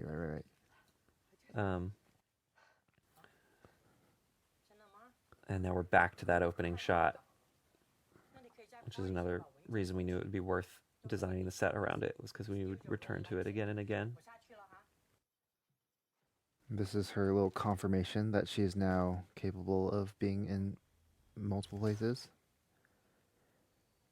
And this is where the audience groans, because Like, they're like, why are "No." you doing that? I had someone actually say they thought there was going to be 5 parts. And so they were like, no. 5? Oh my God. Yeah, You still haven't seen Worst Person in the World, but right. They do that. the movie starts and it's like a movie in 12 parts with a prologue and an epilogue. And you're like, what? And then somehow it works, and it creates this whole meta narrative that just makes you lean forward and just Yeah. get fascinated with the pieces of it. Yeah. Too bad we failed at that. Yeah. I love this interaction between the two of them is so good. And her head drop. So fun. Hey, Becky. Can you go help my dad? Becky is my mom's name and also one of my best friend's name. We're not very good at naming characters. We Yeah. just name them after people we know. Thanks, babe. You see it all. We actually went into a dryer for that shot. And then this is like just a public park in Los Angeles with a ton of fog. This is a Ben Brewer shot where he basically tried to squeeze everything into this moment. Mm-hmm. I've had people call us out and say, I saw the Oscar trophy in her hand for one frame. Which is something we did not ask for. That was a Ben Brewer joke that This is our friend Danny Madden who animated this. He's got like such an energetic animation style, and we got really excited about collaborating with him on it. And this is in Larkin's backyard. And that's Larkin's son, Gus, dressed up as a little dinosaur boy. I love this piece of score. It feels like almost Dan Deacon-y. Mm. I'm the one you're looking for. I'm the one who's going to defeat you. Okay. I love all these standoffs between the two of them as if there's going to be a fight. And every single time, it's disappointing. Mm-hmm. Kwan just loves to disappoint. Mm-hmm, mm-hmm. Stephanie's performance here is so funny. Mm-hmm. I didn't expect this scene to be the one where we get to be like where Jobu gets her silliest. Just like her in a normal outfit, just fucking around. La la la. Yeah, one of our instructions to her sometimes would be, Jobu thinks this movie is dumb, is trying to ruin it. And, we just see what Stephanie's brain would come up And with. sometimes she'd be embarrassed with what she did because she loved the movie and loved what it was about. And she just like would be like, oh, I don't like that that's in me. I don't like that I did that. But we were like, that means you're onto something, you know? Because Jobu is kind of the postmodern voice in the back of our heads that like can't take anything seriously.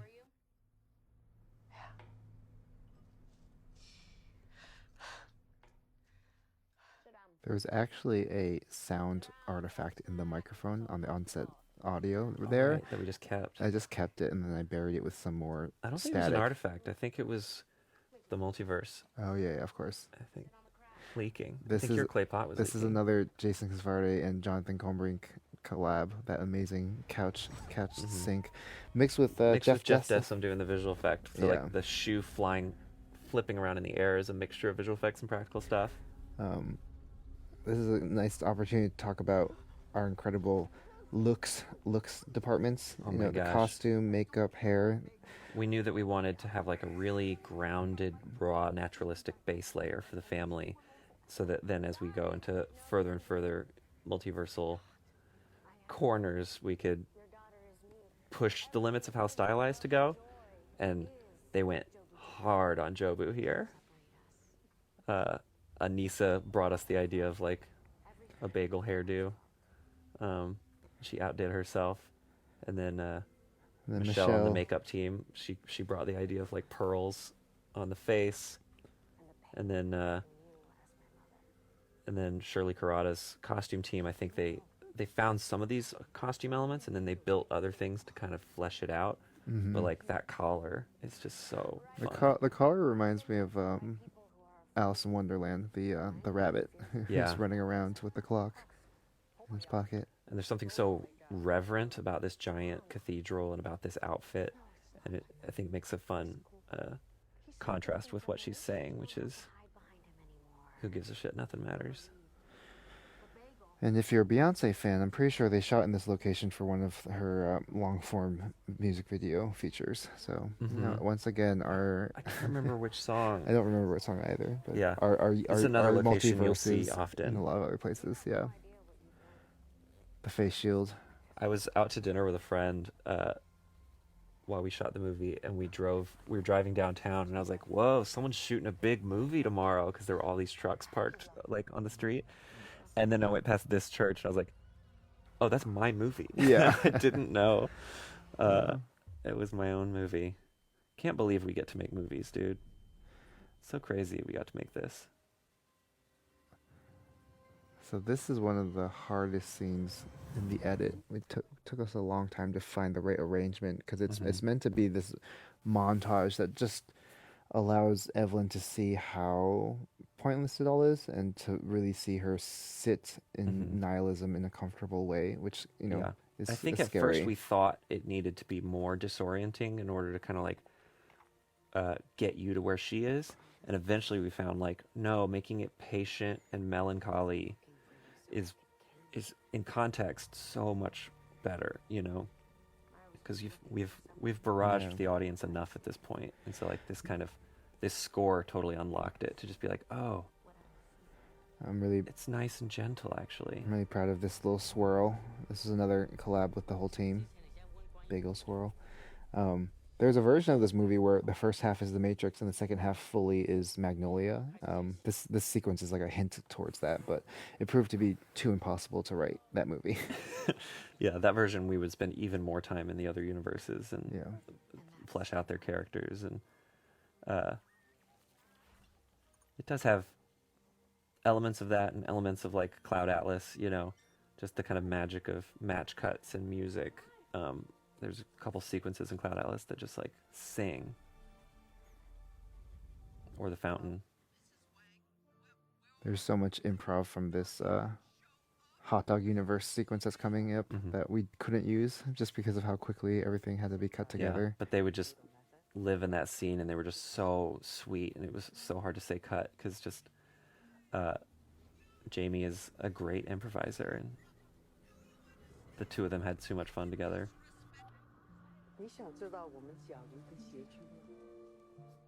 I remember we were on a writer's retreat when we decided they needed to fall in love in another universe so that you could know what you were rooting for in some ways. And it was a really fun discovery. And then later down the line, we're like, what if it looked like Wong Kar-wai Yeah. shot that scene? Much or later. sequence. Yeah. But yeah, we found a few of those lines of dialogue that happened there in the alleyway early on, and they became like flags and that we constantly chased because there's an emotional. It's so exciting that the alternate universes are going to take us somewhere really emotionally resonant that'll color everything else. We always try to make sure we get there somehow.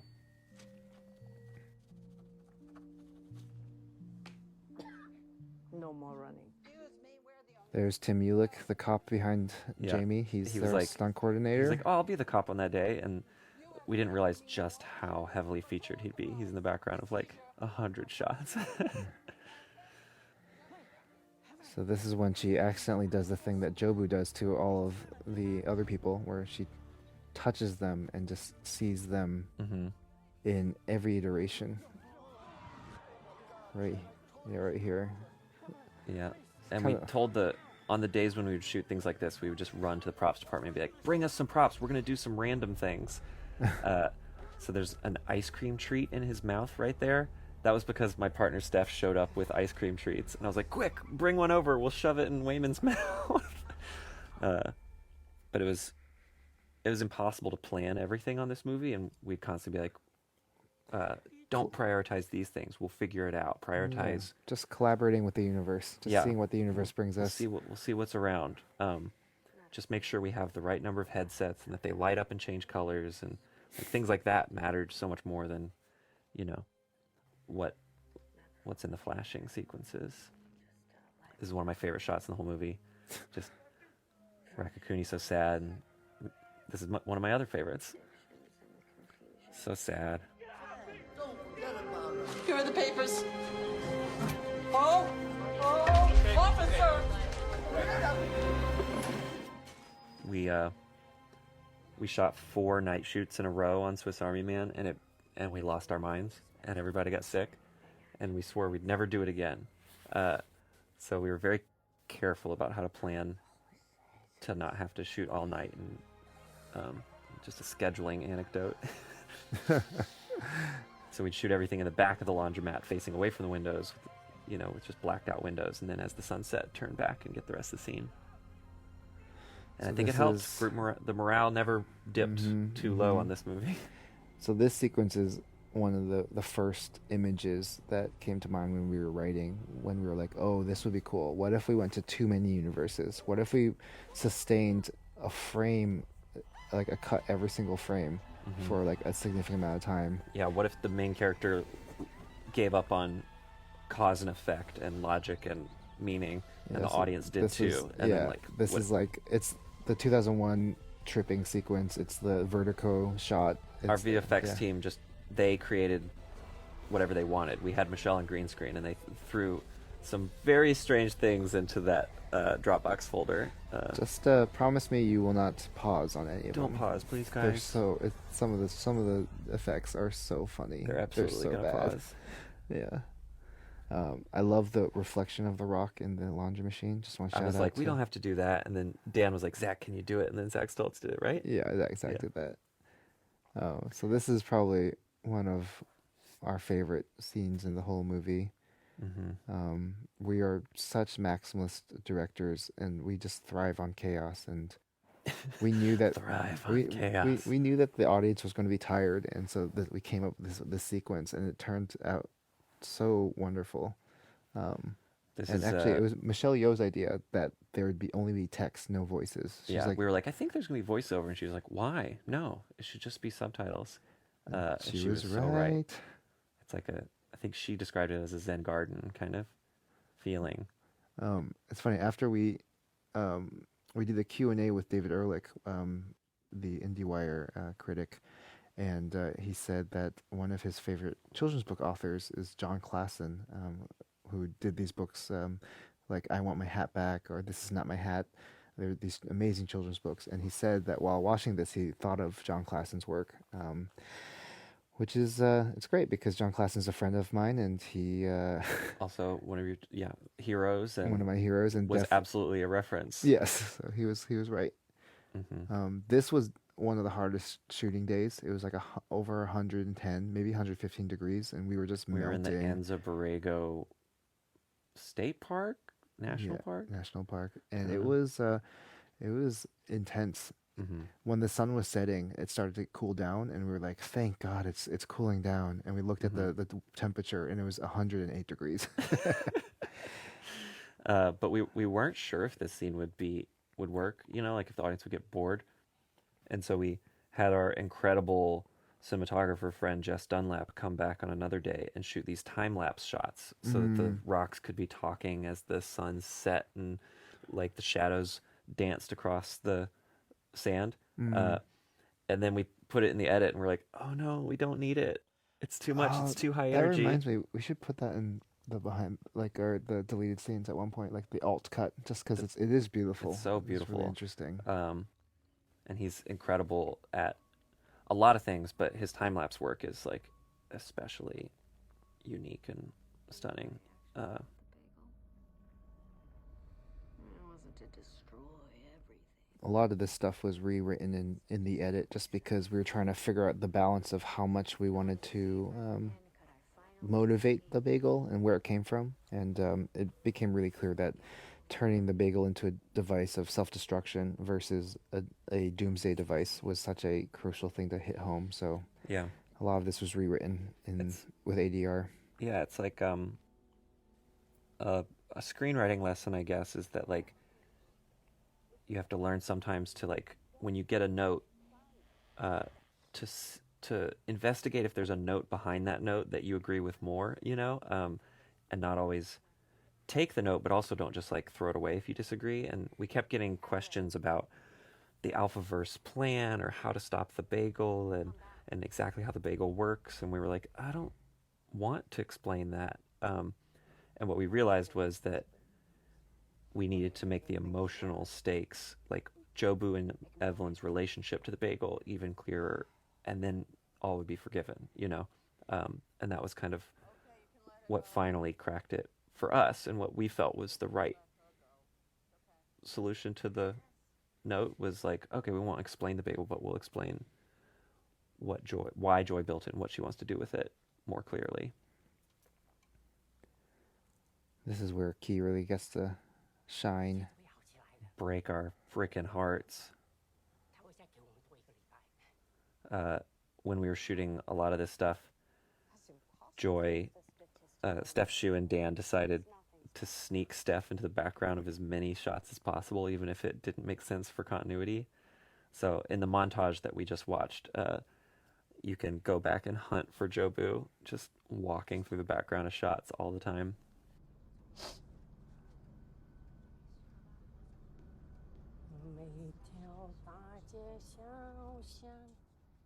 This is another scene that, became a milestone for the script, and became the moment when we realized we were really excited to make this action movie. An action movie that's all about empathy in the end was such a interesting challenge, and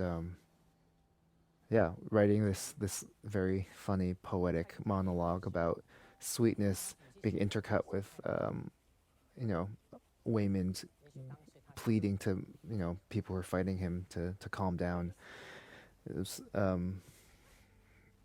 really really great way for us to begin unlocking that story, because it kind of in some ways was birthed out of our discomfort with the fact that we love action movies but are pacifists. Mm-hmm. And we're like, how do you reconcile that? How can we make a kung fu movie and when I'm not a fighter myself? And the character of Waymond kind of unlocked that, and it became such an exciting opportunity to investigate the different ways you can try to fight for what you believe in. I remember this day was, all these days were just super heavy in an interesting way, because the movie's so goofy and silly, and to kind of then sink into these really heavy moments was, it was great because the whole crew was on the same frequency, so everyone was riding with us, and it was. We did warm-up exercises a lot of times to kind of build group morale, and it's kind of selfish. We like to wake ourselves up in the morning, but I think this day was the day that Dan did a guided meditation as the warm-up exercise. Right. Yeah, that makes sense. And so everyone sat down in this room, and Dan just walked everyone through, a guided meditation about love and what do you love, and imagine that love as a glowing orb, and it was powerful. A lot of people afterwards were like, "Oh my God, that was so special," and it set the tone of the day. It was so nice. But other days, the warm-up exercises couldn't have been stupider. Yeah. This is Stephanie Shu's least favorite shot in the movie. Yeah. When she ruins. She's like, this I don't beautiful want to moment. ruin that moment. The moment's so sweet. Why do I do that? And then this next thing was one of the first scenes I knew I wanted to tackle in the edit, just because if it didn't work, the rest of the movie wouldn't work. Mm-hmm. So this was it was like 2 or 3 months into the pandemic, and everyone was kind of lost and confused, and I was just like watching these two amazing actors give us just beautiful performances, and just like crying. I was just crying a bunch while I was cutting this entire sequence. I just got a text message that was like, what the hell, I'm crying while editing. It's never happened to me before. Yeah. And so then it kind of hyped up this scene, and then the first time I watched it, I recorded my face. I don't know if I ever showed you this. Oh, I didn't know that. I was like, oh, I'm pretty sure this is gonna fuck me up. And so I have a a QuickTime video of me crying while watching this. Oh wow. Yeah, I texted Key and Michelle afterwards, being like, you guys are incredible. You gifted us these incredible performances. Mm-hmm. And especially this moment right here, when this line where he says the laundry and taxes line. I knew I wanted to just hold on it for a little bit longer without any pomp and circumstance, no swell in the music, just really simple. You got to watch and walk away, and then just hit them with Michelle's reaction shot, which is just so filled with complexity. Mm-hmm. And this is one of those, we tried to pre-edit a lot in our heads and on the script so we wouldn't overshoot, but this is a sequence that we just discovered. We had to discover in the edit. This shot. So Larkin was operating it, and halfway through the shot, he realized he was missing the emotion, and he just, oh my God, this is important. He just started to run in. So this is real. In. Yeah. He just came in like wait, that. Wait, I was let like, me move in. I was like, this is fun. I'm gonna keep it. Yeah, the push in wasn't part of the plan. It was just him being like, wait, I need a close up of this. We can't recreate this. Yeah. I'm getting emotional watching it right now. Lame. Lame. Baby. No, it's beautiful. This moment where it's because, like I said, this whole movie is about people not being able to see each other because of all the chaos. And that one shot of her in the laundromat is her fully taking in her husband. And Right. it's such She doesn't even say beautiful- anything for that whole sequence. No. And here's K-pop Jobu Here ruining to the moment ruin our again. freaking movie again. What a butthead. Yeah.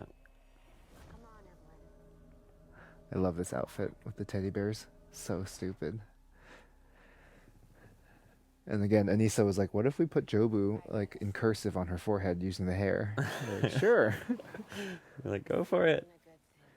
When we were shooting this at times, I was like, is this too stupid? I mean, look at the Look frame. at their weapons back there. Like, It's like pencils. one of them has pencils as Wolverine claws, and then like, Some scissors. yeah, I mean, one guy has a shotgun, but yeah. One again, guy's got a shotgun, but but then guns like, are so boring. there's an actual actor named Waymond back there who you see in a lot of shots. His weapon is a keyboard. He's just holding. I don't know what he's gonna do with it. It's like a keyboard necklace. This A lot little of crew hand thing was cameos fun. up there, Oh yeah, getting sucked in. That's our first AD. It's Li Jing again, and then I don't remember this guy's name. I don't know. He was was an the idiot. worst. We had to kick him Yeah. off set. As Dan Kwan's cameo number 3 or 4. We Yeah. skipped out. We missed some other I cameos. know. Yeah. There's the keyboard. This is our silly Naruto run in the background. Mhm. That's So a that's little. a double, and that's real Michelle. Yeah, it's kind of a There's no effects. what do they call it? Texas switch or whatever. That sounds real. I don't remember. Oh, people are gonna make fun of me. I got Yeah. it wrong. This was one of the hardest sequences to shoot because we, the whole crew just would take turns picking up paper after each shot. Literally everyone on their hands and knees after every shot. We just had buckets and buckets of tax paperwork to throw in the air.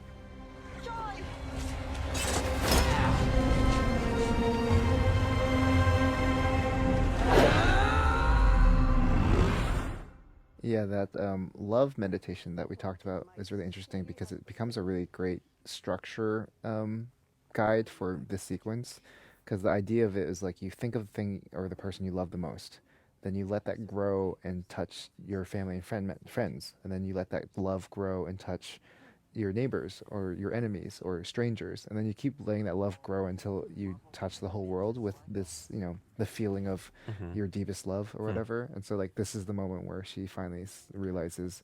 Where did you learn that love meditation? I read it just in a book once, because Was it your mindfulness book from years ago? No, not that one, but Something like that. something like that. Yeah, it's Wherever You Go, There You Are, which is that was the first book that introduced me to mindfulness.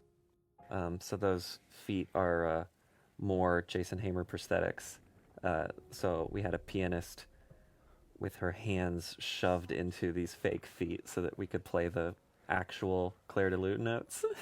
I saw someone A lot of actually, time and like money. I saw a musician actually call it out. I was like, wow, good attention to detail. Those are Yeah. the right notes. They're actually playing it, man. Even in a stupid, stupid universe, Once again, Kelsey Ephraim's set deck. Yeah, Look at like those giant gloves on the those left. Stupid gloves.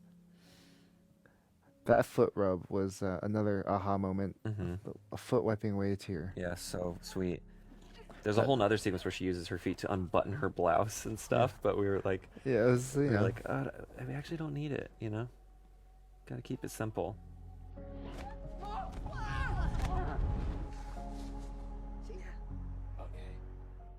I Feel Nothing is something that was from an older version of the script where a lot all of the people with bagels drawn on their foreheads they're the nihilists, and they have like a doctrine of- tenets to their religion of no emotion, nothing matters, I feel nothing, etc. there's nothing more dangerous than the person who believes they are right. Yeah. And all of that. Yeah, that's all gone. Our dumb, boring gunshots. Guns. And then this is our obvious evolution of the Matrix moment. Oh, right, I guess something like that. Ever heard of the Matrix? Right, I keep meaning to watch that Yeah. for the 50th time. But yeah, we had this idea of turning a bullet into a googly eye, and then reverse engineered all the googly eyes throughout the film, knowing that like now we had a metaphorical image that represented empathy fighting. This was always called the empathy fight, this finale. Yeah, the stupidest thing being this moment of enlightenment, this third eye opening. I love James Hong here. So stupid. That's like him channeling his hatred towards us. No, Yeah. that's fun. Just Yeah, that kidding. was just him improv. That was just just him making between fun takes. of us. Yeah, it's like, this is so like, dumb. Some people think this is stop motion, but it's actually just us with rocks and sticks. Yeah. And then we just remove the sticks We'll put later. some BTS out there where it's just me with sunglasses on shoving a rock with a stick. So this moment of her looking up the stairs is meant to mirror the moment when she sees Waymond in the movie theater up the stairs. It's the same exact song, and it's her seeing her love, but Something then, to love but in then- everyone. Exactly. There's always something to love. Exactly. Yeah. And then here's our Grandmaster slow motion insert fight sequence that we were so excited to do. Just a lot of like inserts in slow motion And bizarre sound design. yeah. I love that reaction from Kara. Yeah. And there's the Biff whiff, back at it again. Moink.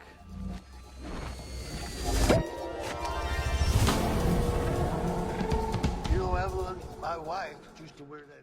So yeah, this is just a sequence where someone who has all the power in the world uses it not to destroy you, but to understand you, to see the multitude. When we were editing this, Dan Kwan got carried away and just started pulling stock footage and clips from YouTube, and we were like, but we don't have that footage. But there was something so freeing about like this stuff. Yeah. not limiting ourselves while editing, and then we went back and shot more pickups and stuff because it just helped connect the dots with certain things like that X-ray. I love this little match cut right here where it just push into the mouth.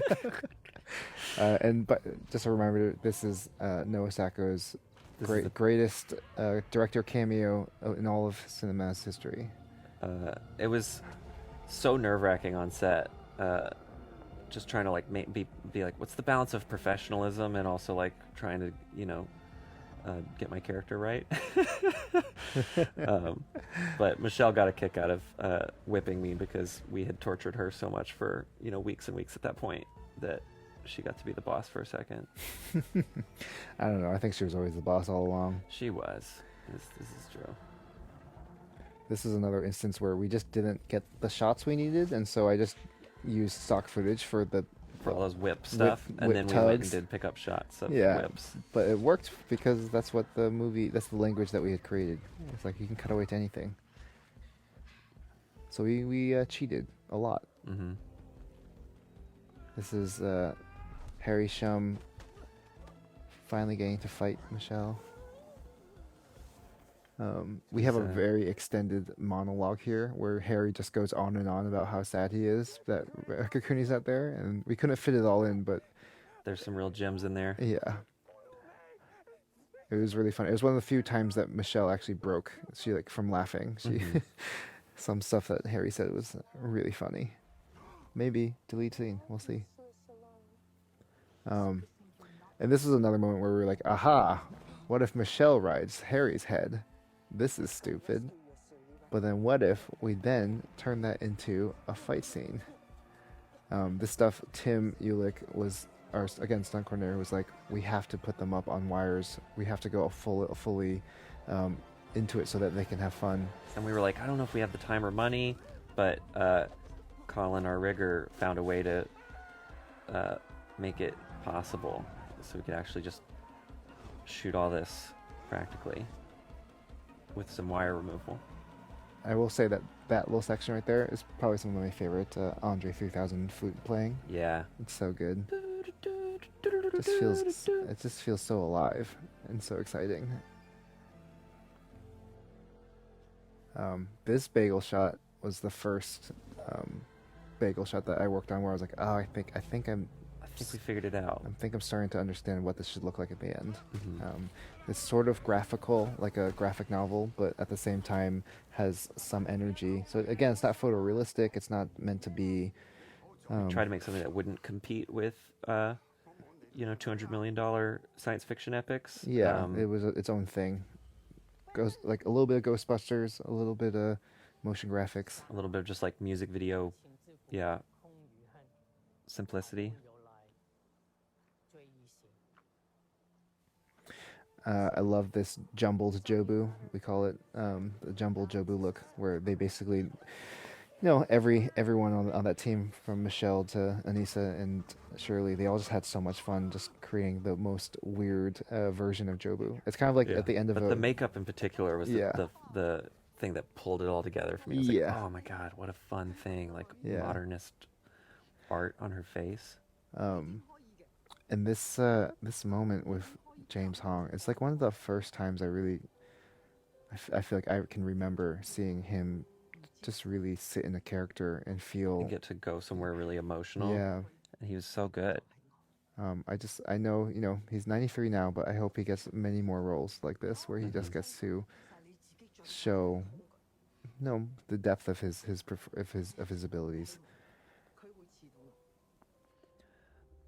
This speech, we realized while we were translating into Chinese that we came up with this inner logic of the movie where Gong Gong's character speaks Cantonese, but the family generally speaks Mandarin, but Joy is bad at Chinese in general, and so this speech we realized we needed to start in Cantonese, switch to Mandarin as she talks to her husband, switch to English as she talks to her daughter, and it became such an exciting monologue to kind of like bring the language barriers of the movie full circle.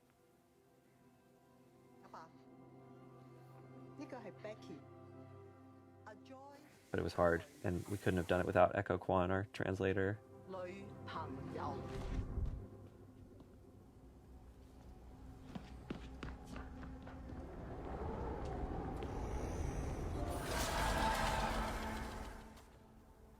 Look at that face. Oh, yeah. Look at that look. This is such a beast for the composers, too, because it's basically one evolving piece of music for 12 or 13 minutes straight. And when we rough cut it, it was just two all over the place, and they helped glue it together with kind of a consistent melodic identity. And this is their final standoff. Finally, they get to fight.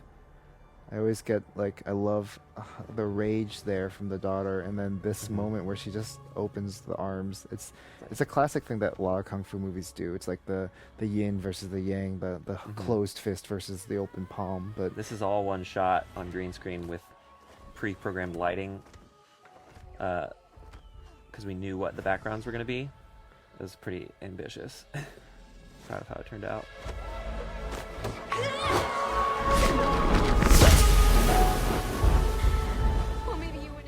All these bagel shots, man.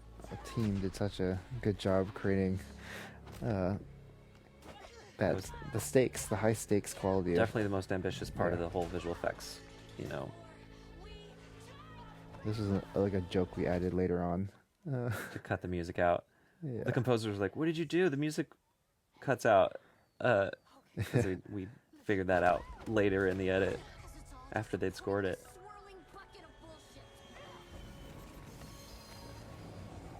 There's a scene in the Grandmaster next to a train that we were inspired by, with lots of this. Yeah. Pushing her head towards the dangerous thing that's swirling.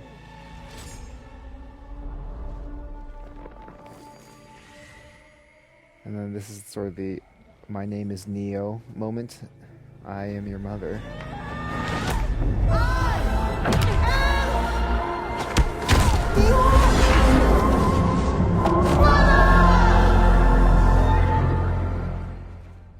And this was like another aha moment. Just once we introduced the bagel, and then we're trying to pull her away from the bagel, and then the whole family pulling her. We were like, great, this giant fight scene lands somewhere coherent, Which the staircase also gave us a way to simplify and focus the fight, which was a discovery when we found the location. it wasn't written to be on a staircase until we went to Simi Valley and found that spot. I love that this moment where she says, "I'm tired,"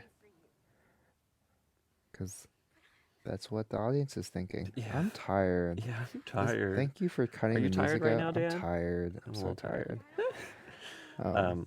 We knew that this was like, you know, the emotional climax of the film, and This is some of the only handheld in the whole movie. some of the only handheld, and like, I always have a real fear when you go to a scene like this that like the actors are gonna go there for some angles and then not be able to get back there once you're moving on to their other coverage. So we designed it to be something we would rehearse and then just shoot this entire scene in one long handheld setup so that they wouldn't have to break it down into too many pieces. Yeah. So we did Ari, our camera operator, had his work cut out for him, and we knew like we're not going to get many takes of this, like because this is an emotionally intense scene. And But actually, Larkin took over for these last few shots, right? I think they traded off. Yeah. I think it was a mix, maybe. I love the shot. The shot of the rock in slow motion looking down is Oh just, my gosh, it's so beautiful. yeah, it is. But I think it really paid off just to pre-light shot- this whole parking lot. And That moment when she, the tear falls down her face, in that moment, that was actually after we said cut, and we're like, oh, right. why isn't she cutting? And like, it's because she knew a tear was falling. Yeah, she was like, "You don't want to cut, guys. Yeah. I'm not gonna cut. I'm not breaking character." This is our end of movie rom-com, declaration of love, where you neg them first, and Way to then you, ruin it. yeah, you neg them, and then you pull them in with the with the You're the worst. You smell bad, and I exactly, love you so yeah, much. it's the Harry met Sally moment.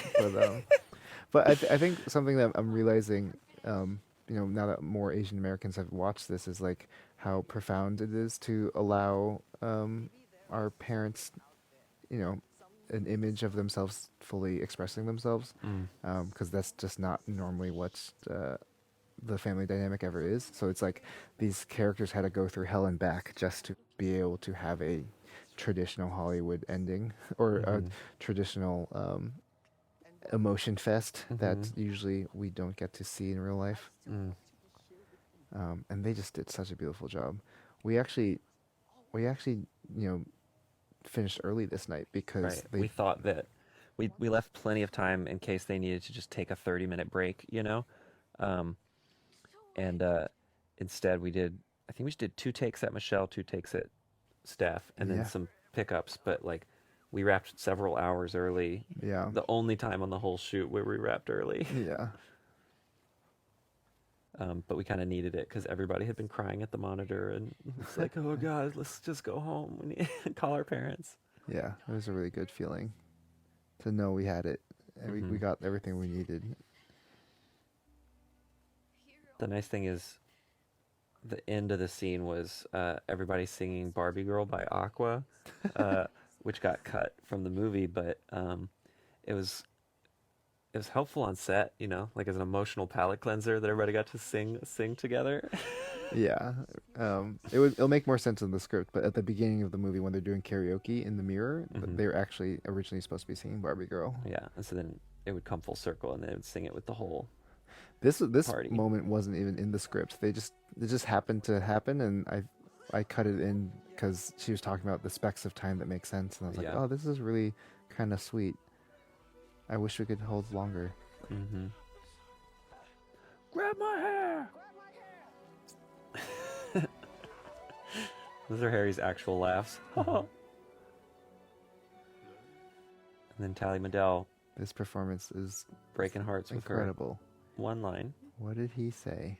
That's all. Yeah, it's beautiful. Which is kind of what this movie is. It's like, what did he say? What does this mean? What are you trying to do? But you're still feeling something, which I love. It's like it gets beyond the intellect and purely goes into feeling and experience.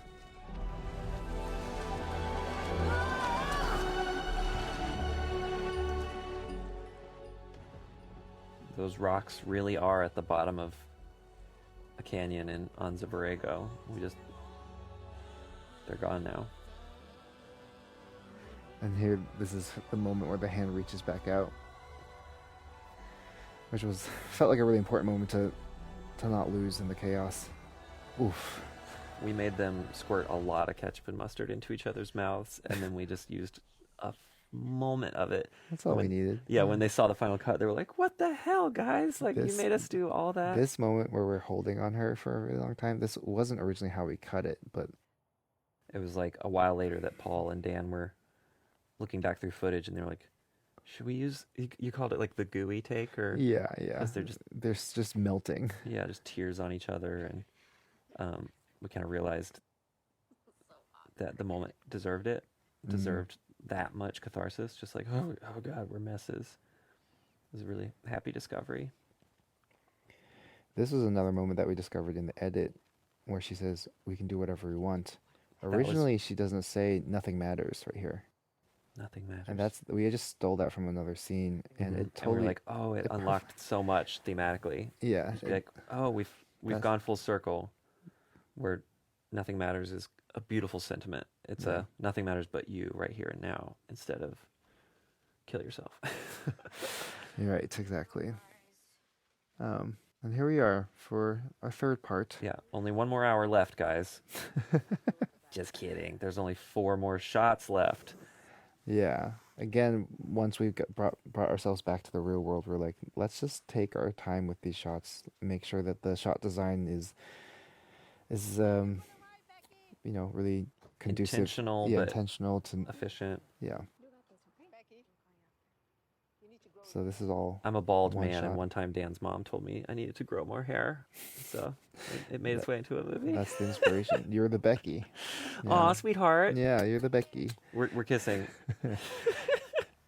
And this is shot number 2.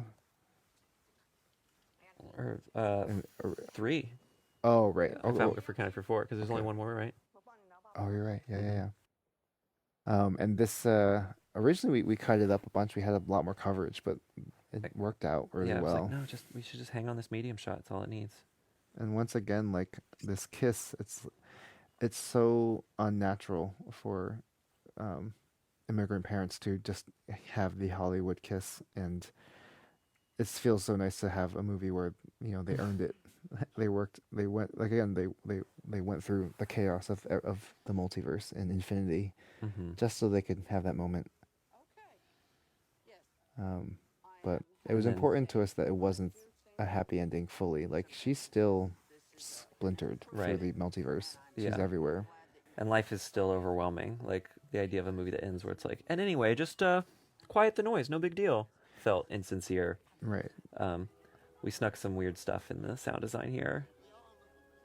There's like alpha gong gong and an eagle and some more Rakakuni and... Evelyn, did you hear me? Sorry. Wall of sound. This was inspired by Perfume Genius, Other Side. Oh yeah, of course. If it wasn't obvious. Beautiful wall of sound. I'm proud of the titles there. The little stretch was something we were playing with a long time ago. Very obnoxious, but. And then now we're just gonna point out some badasses as we go through the credits. I guess first up is that's our producer John Wong. But he's been with us for the 10 music years. you're listening to is "Can't Believe It Exists." It's David Byrne and Mitski original song for our closing credits. Josh Rodnick is our manager. He's been with us for He was the longest. part of this from start to finish. Allison Reed and John were integral parts of the production team who came out and made the movie possible. We're not going to be able to say everybody's names. I mean, we mentioned most of these people. You got that. So it's familiar names in here. Exactly. Paul Rogers wanted to make his name like 3 times bigger than everyone else's. Right. But and we were like, Paul, God, you're so full of yourself. He's a always sweetheart trying to- until he's not. It was fun to reach out to folks and get their Chinese names in here. Ki Kwan, just like Dan Kwan, spelled differently in English, but we have the same exact name. He used to go by Jonathan Kwan, and we were like, what the hell? Jonathan Wong and Dan Kwan have mushed together, and now we found the actor. That's perfect for our movie.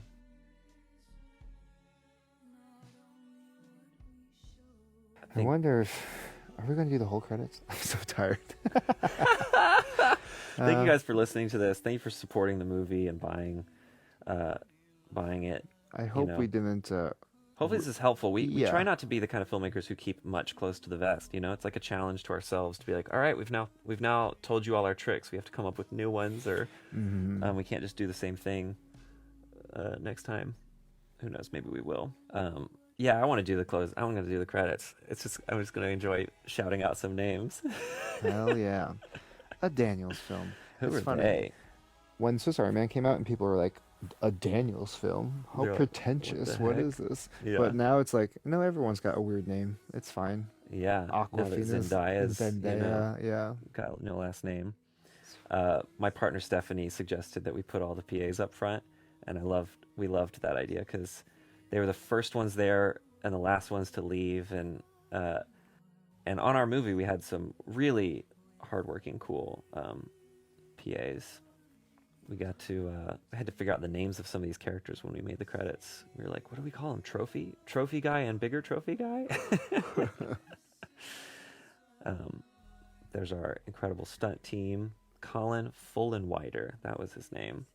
And then the previses were incredible. It was the Marshall Club, as we mentioned. They're a YouTube team of friends from Orange County.